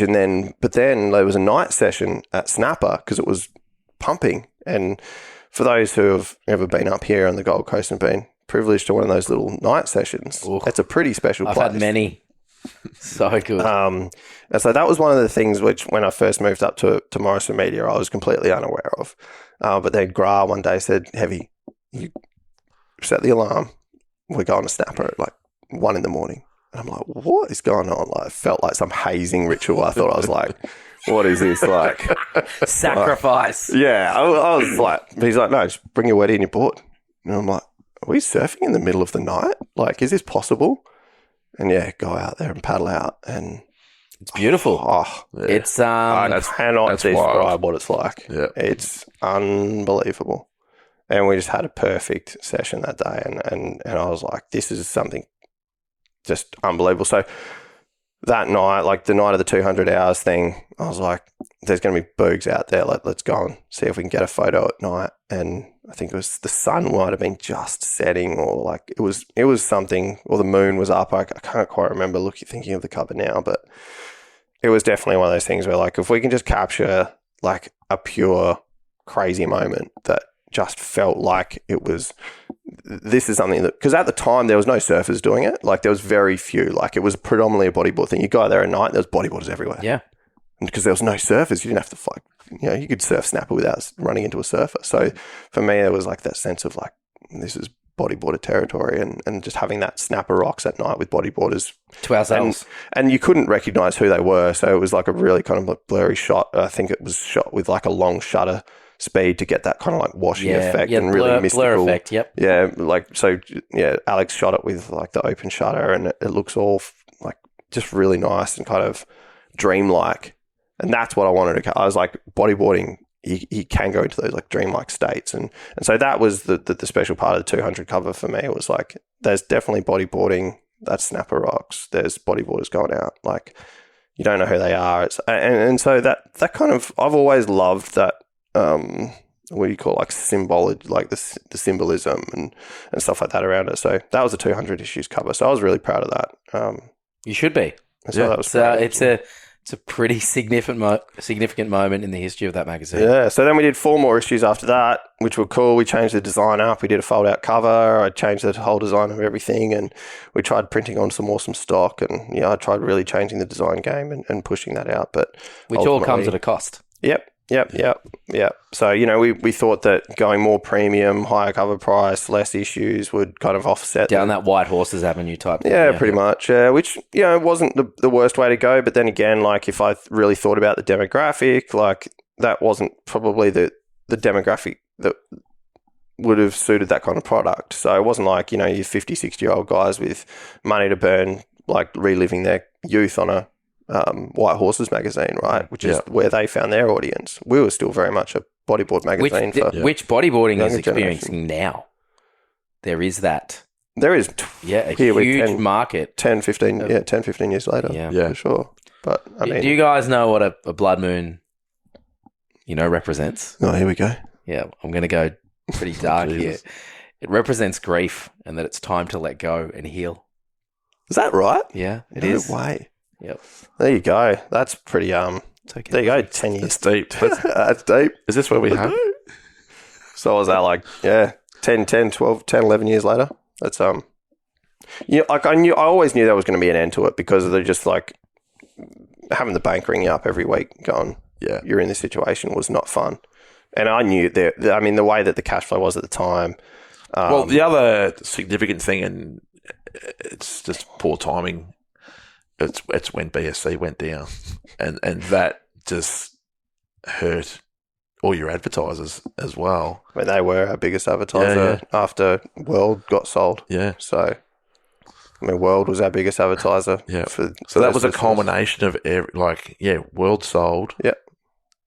BSC went down. That was our two biggest. You were our third at the time. Yeah. And then you became... And that I was number one, and then I was hurt by the BSC thing. Yeah. So, and I mean, I just wasn't here, so that didn't help.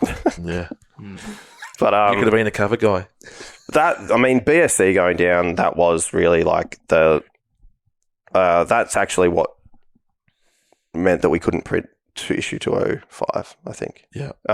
Because at the time I'd penciled in maybe like $6 or $8 worth of advertising from them for that next issue, and when I couldn't get that through the door, and then I think you rang up and I said I can't. You said you can't do it, and so I literally had no ad revenue for that issue. And then I was like, I can't publish this. Like, there's no way. Like, I'd be literally So, but that was nuts. I remember getting a text message from Jimmy, who was working at BSC at the time, and he's like, "Hey, Heavy, do you know why there's locks on the door at BSC?" And I was like, it was like 8 a.m. I'm like, no. He goes, I can't get a hold of Mick. And this was like on a Monday. I'm like, I started ringing around and then got the text message. And I was like, that day is still burned in my memory. Just like, it's just still burning mine too. Far out like that. I mean, you could do a whole podcast on just that. But I mean, I know you talked to Mick earlier, and that's a really great listen. And just to hear his story and how much that affected him and what he was going through. And that was anyone who, go and have a listen to that episode, because that's a really good episode. It was a really, really hard episode for us to essentially just sit down and produce. Yeah, I mean, it would have been, because again, Mick, as everyone knows, is still a really, really close friend of ours. Again, people make mistakes in life and things don't always go each other way. But again, he's first and foremost, he was our mate, and he'll always be our mate. So yeah, it is one of my proudest moments in the potty series so far. Yeah, it was definitely good to hear, I guess, from my perspective personally, more about that. Yeah, I didn't have the relationship, obviously, on a personal level that you guys did with Mick, so I didn't know a lot of the inside sort of stuff. I had a sense of what had happened from the outside sort of things, but to hear him talk himself about that, I think for me as well, it helped.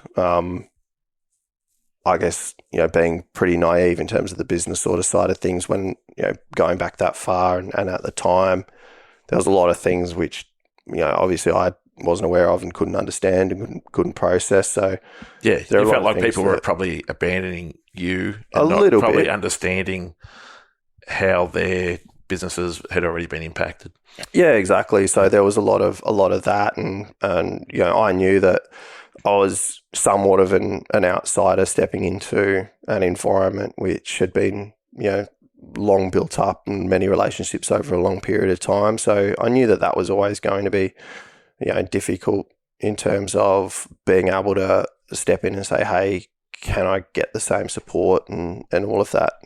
So that was always going to be tough. But then, I mean, now to look back on it and reflect about like all of the changes that we have spoken about and, what everyone was going through at the industry at the time, and then to hear their personal stories, helps put a lot of that sort of those feelings that I had back then about, whether it wasn't lack of support, but it just felt like that I wasn't in the club, if that makes sense. Yeah. Like there was definitely like the inner kind of circle of bodyboarding, and then Riptide, because of just where I was like sort of floating around the outside. I was never really in there, but it just felt that from me. So, but that was, looking back on it now, and then obviously, as I said, hearing Mick's story, it helps put a lot of that in context. Yeah. And ultimately it just comes down to business. Yeah. So yeah, you learn to let go. Not always fun. Nah, not always fun. No. But rewarding. Yeah. I think that was the biggest thing, I took out of everything was like, even though you go through a hell of a lot, like the things that you do achieve and the amount of like how rewarding those things are when they work, and when you see, someone that, whether it's like they get a cover that they've never had, or like I'm talking from my perspective, like we get to run a story on a junior, or like on a Grommy, and he's got his first image in the magazine. Those kind of things where you those moments. Yeah, that for me was what made it all worth it. Being able to share the stories of riders, being able to put riders on trips, Well, one thing I wanted to actually cover, because it was something you project managed while it was under your, the magazine was under your steam, was the experiment trip that you did. Holy shit. Have we got another part? Have we got another more part? Yeah. Oh, yeah. Just because our good mate MJ, was part of that as well. So we've heard a little bit of behind the scenes with that, but I'd love to hear your perspective as the owner of the magazine, as going on that experiment. Can you tell us a little bit about that? I mean, it's in the magazine. It was funny because I was talking about this with my brother the other day, because he kind of knew the story, and I was like, go and read the magazine again, because that trip was unreal. Like, we put together like one of the best teams that we could ever put together for. So tell us who was on the trip. So I hopefully get everyone here. Detail. So we had Ben Player, Dave Winchester, we had Isabella Souza, we had Jared Houston, Pierre-Louis Costes, Louis Finnegan, Sasha Specker. It's an elite group, isn't it? Yeah. And, oh my gosh, who am I missing? I'm missing someone. That's 7. I know. I feel like Was there 8? Someone, though. That's a lot of people already. I'm pretty sure we had 8, but I can't remember. Who shot it? Jennings. Who was photographer? And then Nick Banner. Yep. And then myself. And then that might have been it. Maybe there was only 11 of us. Quick, can you look it up? I'm on it. Yep. I'm on it. And where did you go? We went to the Mentawis. Yep. So we originally, and this is all part and parcel of the way the industry works, is like one of our advertisers was a travel company. Yep. That look after travel tours, and, well, what can we do is a bit of, pro bono or whatever it was at the time. All right, well, we'll help you get accommodation at HT's resort in return for a bunch of advertising in the magazine. So we'd sort of like worked out the deal pretty well, and sales guys had sort of like all looked after it. And so it was all set up. It was pretty sweet. And then, it was like we hadn't done the experiment. The experiment as a trip hadn't been done for like 4 or 5, 6 years, I think. So it was ready time to do another experiment trip. And so I was like, good timing. Time of the year was a little early, but there was it wasn't looking too bad swell wise, and we locked in. And Jace Finlay, Jace Finnegan, Louis Finnegan. No, I said Louis. You said Louis. So Jace is the one I missed. Yeah. Sorry, Jace. I apologise. Sorry it took so long. There's not great Wi-Fi here in Fanning. No, it's really mate. poor. Jace, I'm sorry. On, MF. Jace has a really good table tennis game for anyone who has there you go, mate. I'll pump you up. And he could also surf like a madman. So the trip was lined up. We were going to have 10 days at HT's and around like surfing some of these epic waves, and it was going to be a good Mentawis trip again. And with the crew, we knew we were going to get good footage. Like, we knew the riding was going to be insane. So we were going to put together a pretty epic mag and a pretty epic DVD. And yeah, mate, it was honestly, I don't know how everything went wrong, but it went wrong. Like,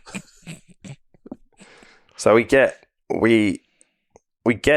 everything's fine, everything's sweet. We're over in like Padang. We get on the boat, we cruise over. The boat trip over there is awesome. Like, was not too bad. Like, we get to Tuapajat, we're like waiting for our transfer boat to get down to HT's, which is an hour and a half by boat, 2 hours down. And we're sitting there and we're like, oh yeah, he's probably just running a bit late. Sweet. Like an hour goes by. Like, it's a bit, everyone's a bit like, tired, bit edgy. A bit edgy. Like, we've just been traveling for 3 days. We want to get to our accommodation. Bunch of pro riders there. Yeah. You got frothing. You got some, not just a bunch of pro, right? Bunch of world champions. World mate. class. Yeah, right. world class, world champions. Yes. 2 hours goes by, no boat. 3 hours goes by, no boat. Jake and I are looking at each other like, what's going on? So we're trying to scramble and find some communications. Like, there's like. So is this all being pieced together by the travel company that was sponsoring it? Yes. So they had organised it. They had said, you have accommodation here at HT's. This is what you need to do. Like, it was all done. Yep. But we get a message from the guy whose boat it is, and he's like, oh, I'm just stuck in Padang Harbour. I can't get out. They've closed the harbour for some reason. I just had to like pick up a fridge or something. So he said like, I mean, I had to get a fridge. Like, I'm bringing a fridge back because we were the first. You need a new fridge. We were the first camp of the season over there. Yeah, so this was like April. So we were the first bunch that were going to arrive for the season. So he's like, oh, I've just got to. You guys are the first one. I just got to bring over a couple of things. Like, And we're like, oh, okay, so what, maybe a couple of hours. I think it's like 4 hours across the strait. Oh, wow. Yeah. So we're like, all right, well, let's go get some food. Like, there's a little kind of thing in Tuapajat there. You could get like a bit of nasi goreng. So hoed into some nasi goreng. Started to get late in the day. No sign of this guy. We're like, what are we going to do? We had all of our bags. Everything was just like sitting on the harbour. Like, and there was 12 people. And we're like, we are stuck. We got to go find some accommodation here. Like, and there's no accommodation to house 12 people. We found this, like, we don't know what kind of establishment it was, put it that way. We think it was a hotel, but it could have been not a hotel. So but the people were great. Like, word got around, like, Ben had been to Indo like a million times. So he knew his way. He was like, just like, sort of took control a bit at that point. Jake and I had never been to Indo. We didn't really know what we were doing. We're just trying to like keep the shit together. Couple of lost lambs. So like Ben kind of like took over. Winnie kind of like, just, Ben and Winnie kind of like went, right, like let's get some shit sorted. So he started, because he can speak a little bit of Indonesian. So he sort of started to ask questions and was like, right, like Ben's like, right, they said there's some rooms here, like in this place. We can sleep there for the night. People understood that we were stuck. And so we bunked down in this one random place, and had like plastic on the beds, and it had like one of the rooms. Isabella's room was leaking. It pissed down with rain that night, and Isabella's room like was the only room, and it was dripping, like leaking onto her bed in the middle of the night, and she had to move bed. Like honestly, like there's photos of this place, and you look back and you're like, is that Guantanamo? Like, it was not good. But to be fair, the people were very kind. And so we ended up just having to stay there the night, got up the next morning. Apparently, like, there's the big storm that rolled in. They shut the Padang Strait down. No boats could leave the harbour. So we were there for another day. Oh, no. And we're like, and Ben and Winnie were not happy. And neither was the rest of the crew. Yeah. But they were like, what about Jennings? How was Jennings? Wow. I wish he was here to tell his own story. He was meant to be here. I know. So anyway, the people started to get restless, and quite understandably, and then well, I was started to scramble. So we found this. We went for a huge walk in the village the next morning, and we found this little tiny like internet cafe with like real limited internet. And I like fired a huge email back to like HQ at Morrison Media, and I said like, this is the situation. Just outlined everything. Jonesy, who's on the other end, is a mad dog. He at Morrison Media, he answered almost immediately and said, "Oh, like, all right, like we'll sort this out. And they got onto the travel company, and the travel company then like tried to get onto this guy who was supposed to be managing HTs, and no one could get a hold of this guy. Just MIA, just disappeared. So no boat, no accommodation, no, like we were just stuck.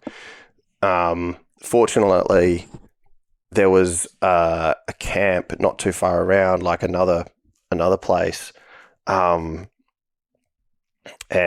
the travel company reached out to that guy, told him that there was like a bunch of people stuck into Apajat, and he agreed to come and get us and put us up in his resort, which was amazing. He had a dive resort just up on one of the other islands, but that was going to be like the next day. So we were on to Apajat for 2 days. I think it might have even been, no, it was definitely 2 days. Sure, there was, lots of good local shopping and lovely fine dining restaurants to, fill in the time with. The boys found some fishing line. They got some hooks. So, like, we tried to even go, we hired a boat and tried to go surfing. We found this, like, couple of, like, sketchy waves just to get in the water. So we definitely didn't waste the time, but it definitely wasn't where we were supposed to be, and we couldn't really, get any kind of footage for the experiment, right? So we'd blown 2 days out of the 10 already. Third day, we get down to this other place, which was on totally the wrong end of the islands for all the swell. It was a protected bay for skiing, for diving, but that was amazing. So we ended up having to spend a day up there while we tried to figure out how we were going to get down to the HTs. And Mario there was awesome. He's like, I'll take you guys on my boat all the way down to HTs. We hadn't heard anything, so we didn't know if HTs was open. We didn't know if there was like anyone there. We didn't know where this guy was. All we knew was that's where our accommodation was booked. And so the drama at Tuapajat, Mario picking us up and taking us there. Sounds like a timeshare scam, doesn't it? So we eventually, like, we got down to HT's resort and we pull up and it's an iconic wave. It's like, at the time it was still breaking. Like, there was surfers out there surfing. We're like, yes, we're finally here. Like, Mario's pulled his boat up onto the beach. He's dropped us off. So it's like all the best. We're like, all right, finally, like, at least where we're supposed to be in terms of location wise. And we look over into HT's resort, which is like the resort right in front of the break. Boarded up? Like, yes, it was. What? It was. There was nobody there. You're joking. Nothing was set up. It was completely empty. There was no furniture set up. All the beds were all stripped. Like, all the shutters It was still in Packtown. It was packed down. It was still in Packtown. There was no one there. Closed for the winter. No. Yeah. And we're just like, this can't be real. And we were like debating, do we break in and just like sleep here? Because this is where we've paid to be. Yeah. Like, and then just do we find our own food? Like, what do we even do? Like, and I'm scrambling and the guys are just watching it pump. Sorry, I got to go back. Yeah. So the guy that was originally meant to pick you up, Yeah. who never turned up, was he part of this resort? He was apparently the manager of the resort. Yeah. But he never turned up. You get to the resort, there's no one there. Okay, keep going. I'm just making sure I I'm just understand. surprised you still called the project The Experiment. It should have just been called Survivor. Yeah. Oh, it pretty much was Survivor at that point. Like, particularly in Tuapajat. Like, I'm surprised it didn't turn into a freaking Saw 6 or something. But it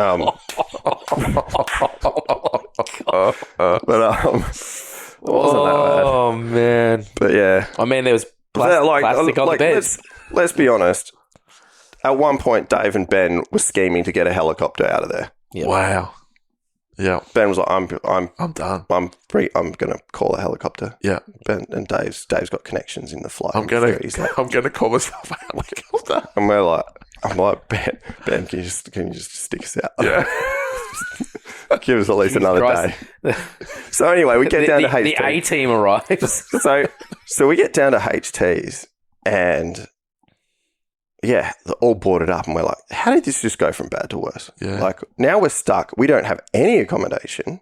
We're not, like, we're literally on the beach with all of our bags with nowhere to go.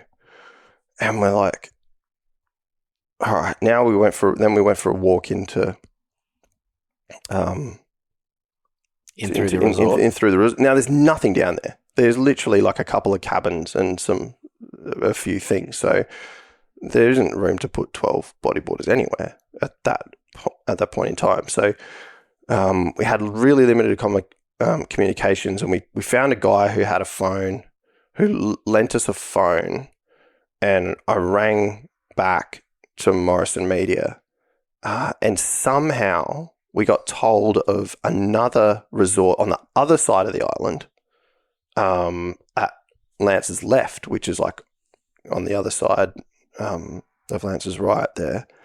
And he's an Aussie guy called Ben, and he runs a camp there. He might be there, like, so we call him. Might be open, might not be. And he's like, and we got a hold of him and we told him our story.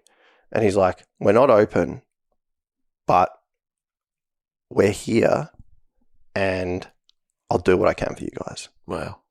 So I said, like, we've got like 7 days before we have to get back. This day was like day 4 or day 5, day 4. And he goes, the only thing is like, I've only got one boat and it's not in the water, so I can't come and get you guys. So the only way to get here is you have to walk here. Oh. And we're like, what? And so and it was like, there's this path, and he goes, I'll send someone. So he sent a guy to run from his side of the island over to our side of the island.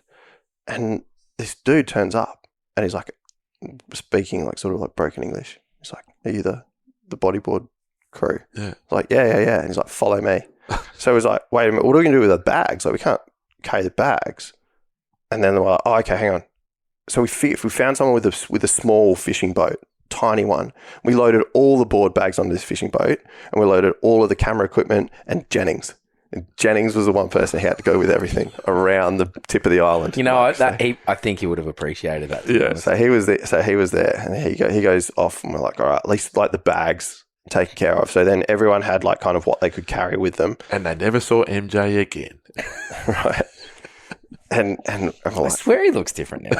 They swapped him out. and by this time it was late in the day again, like because just to organise this stuff, it was just you're chewing the time in, and we're like, all right, so the sun's going down soon, and we have to walk through the jungle across to the other side of the island. And he's like, yep, follow me. So we put all our bags on and just started walking through this like tiny goat path, like through the jungle. Death March. Were you just Yeah, hearing true. like the predator noises at Yeah. this stage? It was wild, but it was really beautiful at the same time. Like being able to just go through there, there's some like sketchy sections you had to like sort of scramble down some rocks, but the rest of the walk there was like we'd walk through like cocoa plantations and like Sasha Specker was amazing. He was just like, look at this place, because he was a photographer as well. Yep. He's an artist. So he started like seeing all of the beauty in it and started to get like really amped up about it, and like kind of like brought the whole mood up. And everyone was like, all right, this is an adventure now. And so, yeah, here's the bunch of 11 of us walking through this track. And it was like 40 minutes, almost an hour, 50 minutes to get from one side of the island to the other. So wasn't a long walk, but probably an hour or so. And we eventually like walk out of this track, and this track just like opens up, and right in front of us is Lance's left, palm trees and the sun setting. And there's the photo on the inside of the cover of that issue, the experiment issue, is, I think it's the inside of the cover or one of the first pages, might have been the contents page actually, is a photo that Banner took of Pierre-Louis Costes the moment we walked out of that jungle track into the resort. Literally the first thing he sees. The first thing he sees, we walk out there, and he just walks to the edge of the beach there. The waves are pumping, the sun's setting, and he just stands there with his arms like this. Stood there for like So that's a real moment. 2 minutes. Yeah. Just like this. Just Thank like, God. we got out of that situation. But in French. Yeah. Merci, Fouk.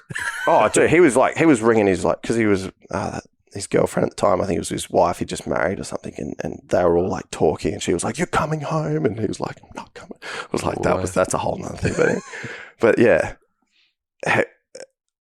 it's just that moment, and I'm like, get that photo, and Pure relief. Banner just snapped a photo of him just at the time, just like, and that's the photo that's in the inside front cover, and that's when our trip started. Essentially 4 days. Yeah. Afterwards, we had to sleep that night. We woke up the next day. Ben had, the owner of Kingfisher Resort, Ben, was a legend. Ben Pike, his name is, and I think he's still there, runs the camp today. Right.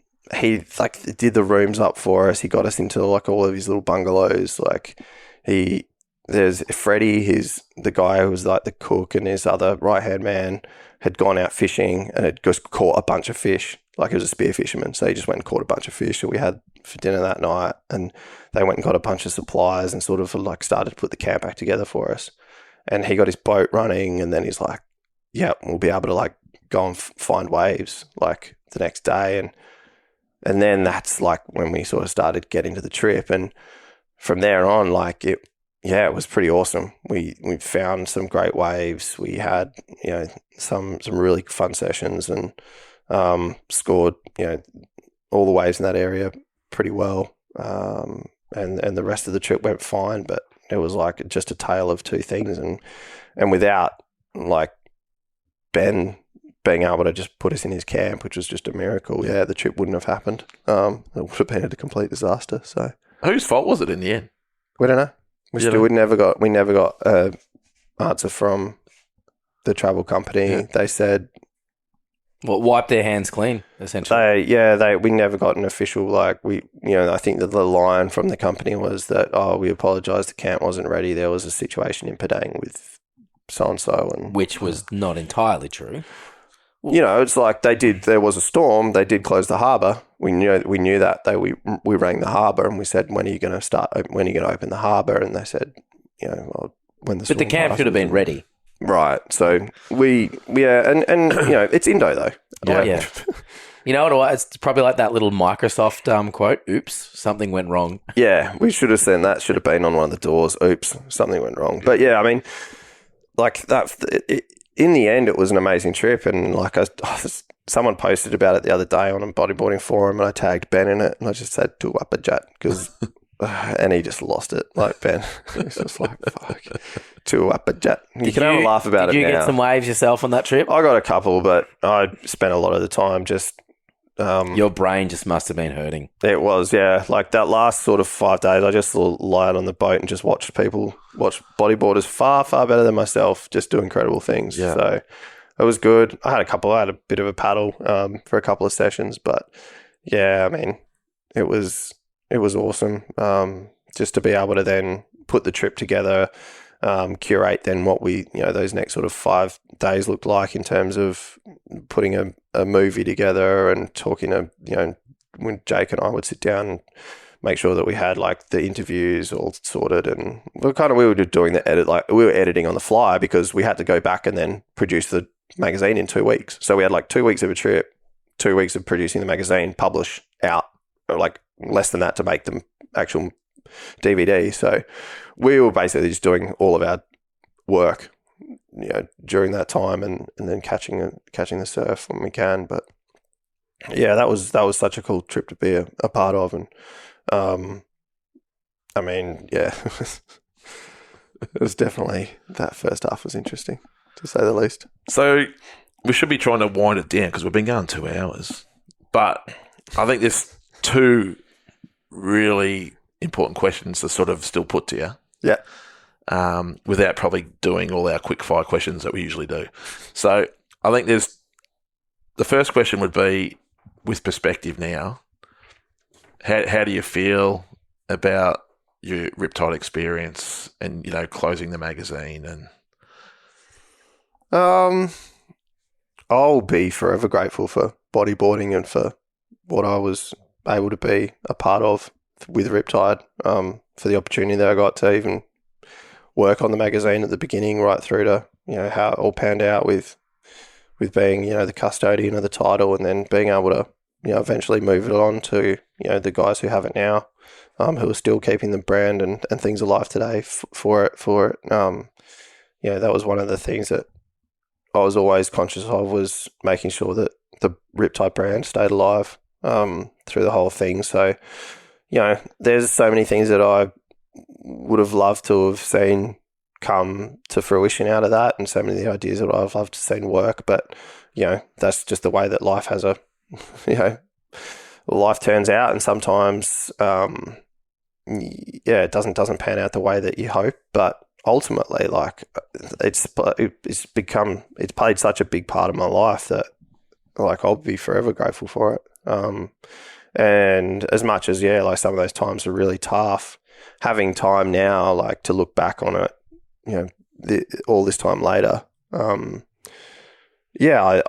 look back on it with like a lot of gratitude, but then also like a lot of sense of also like what if, a lot of learning, as you said, like learning, what worked, what didn't, like how important, to really understand the business side of things, like how to run a business. Like that was just, they're all things that are sinking in now as I sort of enter the next phase of what I'm doing, where those lessons which you don't understand what's going on at the time, but you look back on and you can apply them now. So yeah, it's hard. Like I feel sad that the print magazine had to end under my under my watch. That's something that I definitely didn't want to happen, but I'm glad we got it past issue 200. So, that little milestone was important for me.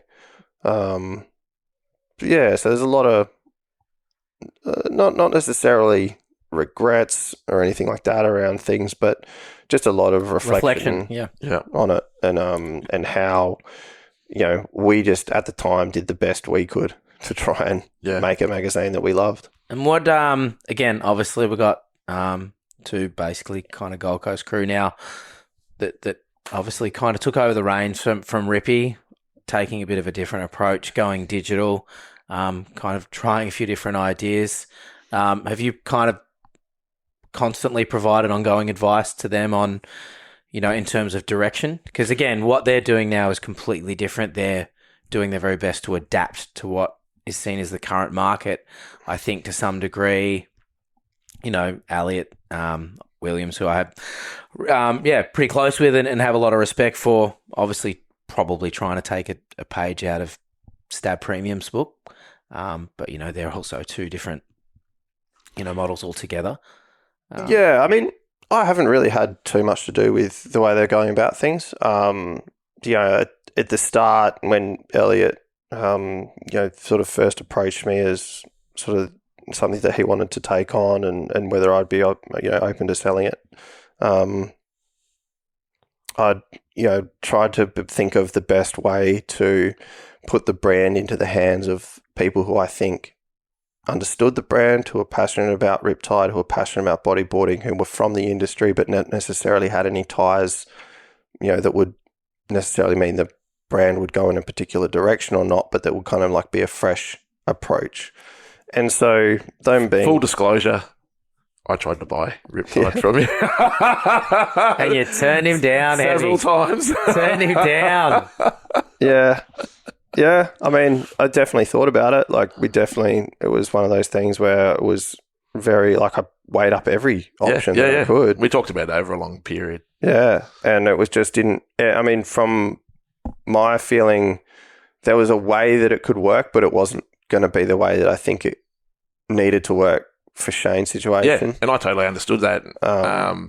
You had concerns about someone in the industry owning it. There was another magazine that was already owned by a brand as well, so you had thoughts there, and I totally respected that. And to be honest, Riptide, the reason I was interested in Riptide at the time, or my brother and I were, was because personally I grew up with it, and that was the brand that I recognised with bodyboarding as well, and we just wanted to help it go again. It had been closed a few years at that point. Yeah. And then, we're trying to, we sort of came up with a conglomerate between us and Josh Kirkman as well, and just wasn't quite. It just never felt like it was the right home for it for me. Yeah. But I definitely respected your passion for the brand, and I desperately wanted to put it into the hands of someone like yourself. Didn't have the interests. I think there was that underlying part of like, once it goes that way, it's going to be very hard to come out from there. And the way I saw it was we were producing so much content at the time that we just wanted a home that wasn't our brands to house it. Yeah. Which is kind of the way Elliot, the direction Elliot's taken it now anyway. Yeah, and like I sort of weighed all that up, and when I was speaking to Elliot, I'm like, look, I knew Elliot before.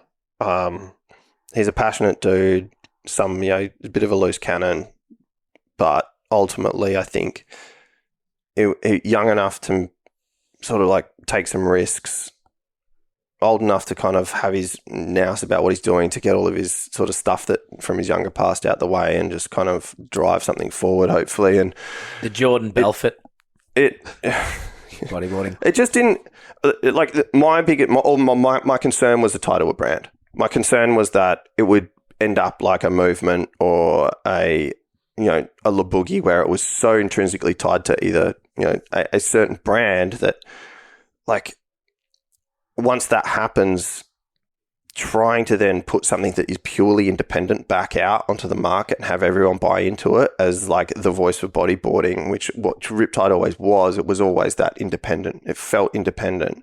It didn't carry the same baggage as, say, a movement did in terms of how you could see the editorial being skewed every issue. So it felt like that for me, the editorial independence of Riptide was always the pinnacle. It was always important. You're 100% right, because if you even look at like the IBA, when that was running, and that was turbo. Oh. So I think your decision making was 100% correct. So anyway, we'll see what happens with it. I haven't had it too much to do with these guys. I got, probably caught up with on the phone with Elliot, a couple of months back, and he's going about things, and like all the best to the guys. it's probably, from my perspective, like I know that if I took something over and then I had to keep leaning on the existing people, I just want to do it myself.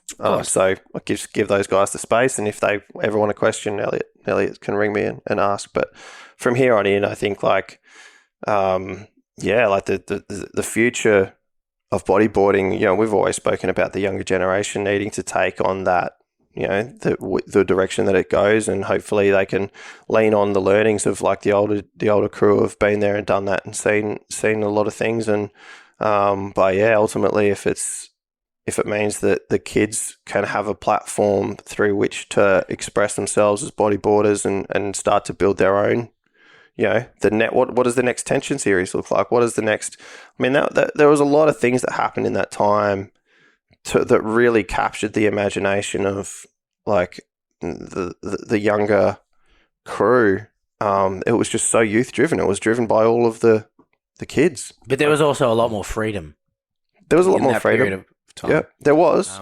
That society and the way all of this stuff works in the background is a lot different. As you guys both know, you still work deeply in that industry. I think one thing that comes up in conversation a lot when you're talking about production, particularly with film, is music rights. You know, you made reference to you know, how influential the Tension soundtracks were. Like, there is absolutely no way in hell any of that would make it to a bodyboarding film, not with the budgets that they work on these days. Nah, like and you know you're a musician. Yeah, no, and definitely like what you can do these days is definitely limited. But then there's also a million things that you can do that you couldn't do back then. And so I think it's like, that's why I think that a lot of the times that we have such a baggage as people that have come through and seen something work very well in one way, we don't really understand like exactly the way that it's going to work for the kids, right? But they've got their own language. They're going to have their own way of like getting information out. They're going to have their own way of doing media and what works hype wise and what people gravitate to. But it has to come from them. And we have to provide the resources and the space to be able to do that and the support for them. But ultimately, like if you get a kid, and this is where I saw, you know, something, and Elliot's not a kid by any means, you know, but I saw someone who was not afraid to push the boundaries, was not afraid to try something different, was not afraid to shake it up and do something wild, which might rock the boat a little bit in an industry where, from a media perspective, had become very stale and very dead. And I think if we can then get the younger generation excited about creating what their vision of bodyboarding looks like, which might be completely different to the way that we grew up on bodyboarding, that's ultimately what will then have a new wave of people that get interested into the sport. And then, you know, they'll have their own way of doing things. So that was for me, like understanding that Riptide had a time and a place. You know, it's had its history, but then it also needs to be reborn into whatever the future looks like and become that too, and not be sort of like weighed down by, you know, past expectations or things from the past which kind of like hold it back and don't let it be, you know, as good as it can be. So yeah. Anyway, mate, we appreciate your time. It's been a really good, I know it's been a long one, extremely long interview. Oh dear. Mate, yeah, so again, this is basically the way we wrap up all our episodes, just a whole bunch of quick fire questions. Just gives our listeners a bit of an insight into the things that you love. Mate, I'll get started. Favourite band? I have 3 favourite bands, and I find it very, very hard to choose between them, so I don't. So my 3 favourite bands are Metallica, Led Zeppelin, and the Deftones. All good. Favorite film? The Matrix. This is your ADHD brain in full flight, isn't it? The Matrix. Mate, that is the best film of all time. Anyone can come and fight me, and I'll happily fight them over the Matrix. 6'4", broad shoulders, Sean Tate, you know, physique. Fight him. Favorite car? Is it now like a 7-seater minivan? My favourite car. What is the current family vehicle, mate? Do you have It's a Toyota RAV4. Yep. Nothing super special. Yep. My favourite car I was still. Are we talking dream cars here, or are we talking just like the favourite car that I've ever had? It's a good question. I think it's favourite car you've had, isn't it? Oh, we've had different opinions. You can give us both, mate. What's the favourite car you've owned? My favourite car, I've owned 3 cars in my life, and my favourite one of those would be probably my Ute that I owned. That was my first car. It was a Falcon XF 89 model Ute. Oh, wow. Oh, special. It was a Big, wide, straight boxy thing. Yeah. boxy thing, and it was good. That thing. Straight out of Snowtown. It was straight. I could put barrels in the back of that thing for days.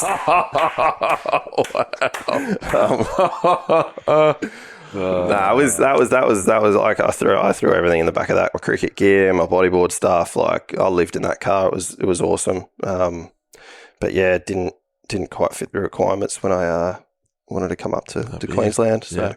Favorite TV show? Uh, South Australian is probably Dexter. what is this? No, my favourite TV show. My favourite TV show of all time is The Wire. Yeah, I'm agreed with you. And that's thanks to Nick Lawrence, actually. Yeah. So it's got a bodyboard. Nick's always had very good taste in music and TV and film. And, yeah. So that he was put me onto awesome. the Mighty Boosh. Oh, all right. That's a running theme, that one. Plenty of Boosh from the Morris Media offices. But yeah, definitely The Wire that's the best TV show I've ever watched. And then I think Breaking Bad was pretty close. Yeah. That's a very good show. Favorite film? Favorite bodyboard film? Favorite bodyboard film? Oh, man. It'd probably be a nightmare going back and watching your experiment. Something from the early days, mate, that was the go-to pre-surf, psych you and your brothers up? Or were you just basically watching cricket ODI highlights? No, I don't really have, like, all of the Tension series was amazing. Like, there's all of the stuff that was on the covers of the, like, I don't know, there was so many.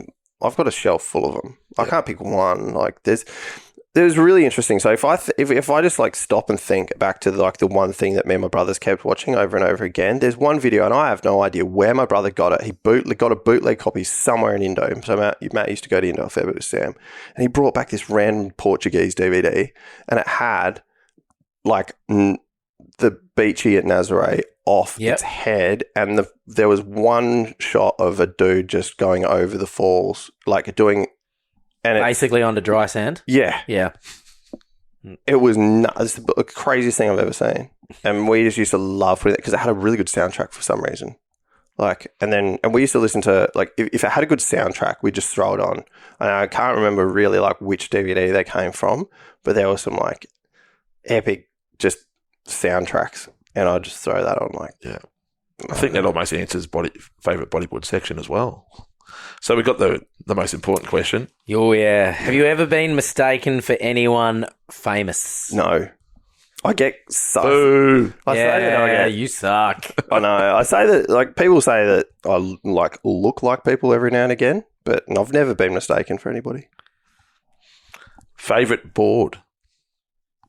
I had this Winnie board, like, before I worked at Riptide. And it had like it was either fluoro green or fluoro. It was a bright board. I think it might have had a yellow deck. I don't know. It was just bright, and I just loved it. And it was just like I just liked that board. I don't know why.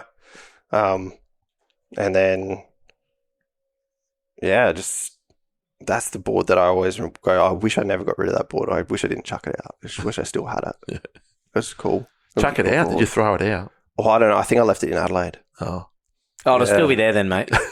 I don't know. It was one of those. It was one of those ones where I look like, you know, when you don't know what you have, and then you think back and you're like, you would have done it with cricket bats, right? Oh yeah, but I know, like, I can tell you exactly. He buys a heat now though. That's his problem. No, I know, but he's got a bad habit. But you know when you but his wife doesn't know. I've got many. I've got many, mate. But you know when you're like, I wish I still had that bat. That's what it's like when you don't know what you got. Like, I did this with a guitar the other day. I had a awesome custom Chevelle from like ages ago. For whatever reason, I like sold it on eBay for like $400 when I was like 20 years old. like, and I look back, and I'm like, why did you sell that? What was going through your head at the time that you needed $400 for, that you're willing to part ways with a custom Charbel that's probably worth $2,500 now? I'm like, oh, idiot. That's the story of my life. Yeah. That's the winning bodyboard. Idiot. Favorite wave? D-bar. That's easy. Favorite surf trip? The Experiment. When was the last surf trip?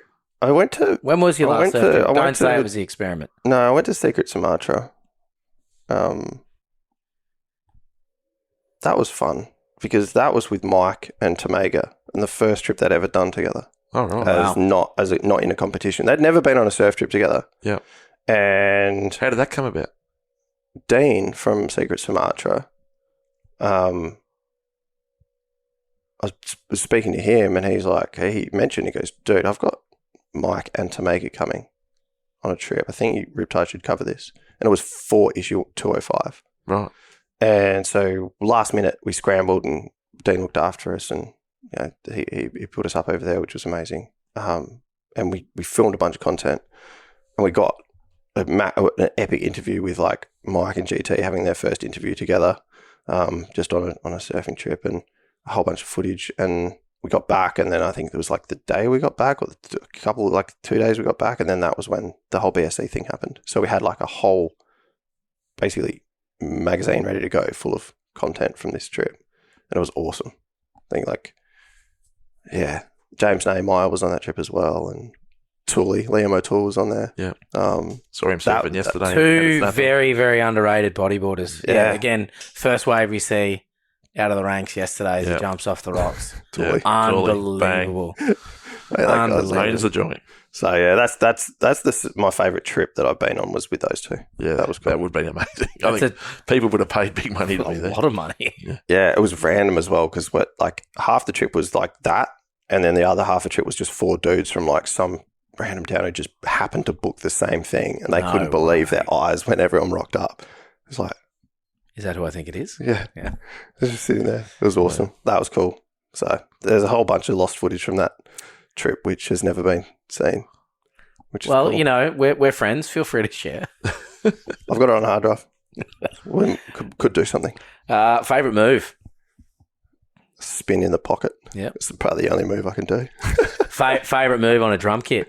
Favorite move on a drum kit? Just hit the shit out of every cymbal as loudly as I can. Yep. Yeah, that's it. Percussion. Just make it loud. And favourite board? Well, we covered favourite board. Yep. We did, yep. No, first board and favourite board. First board. First board was a moray.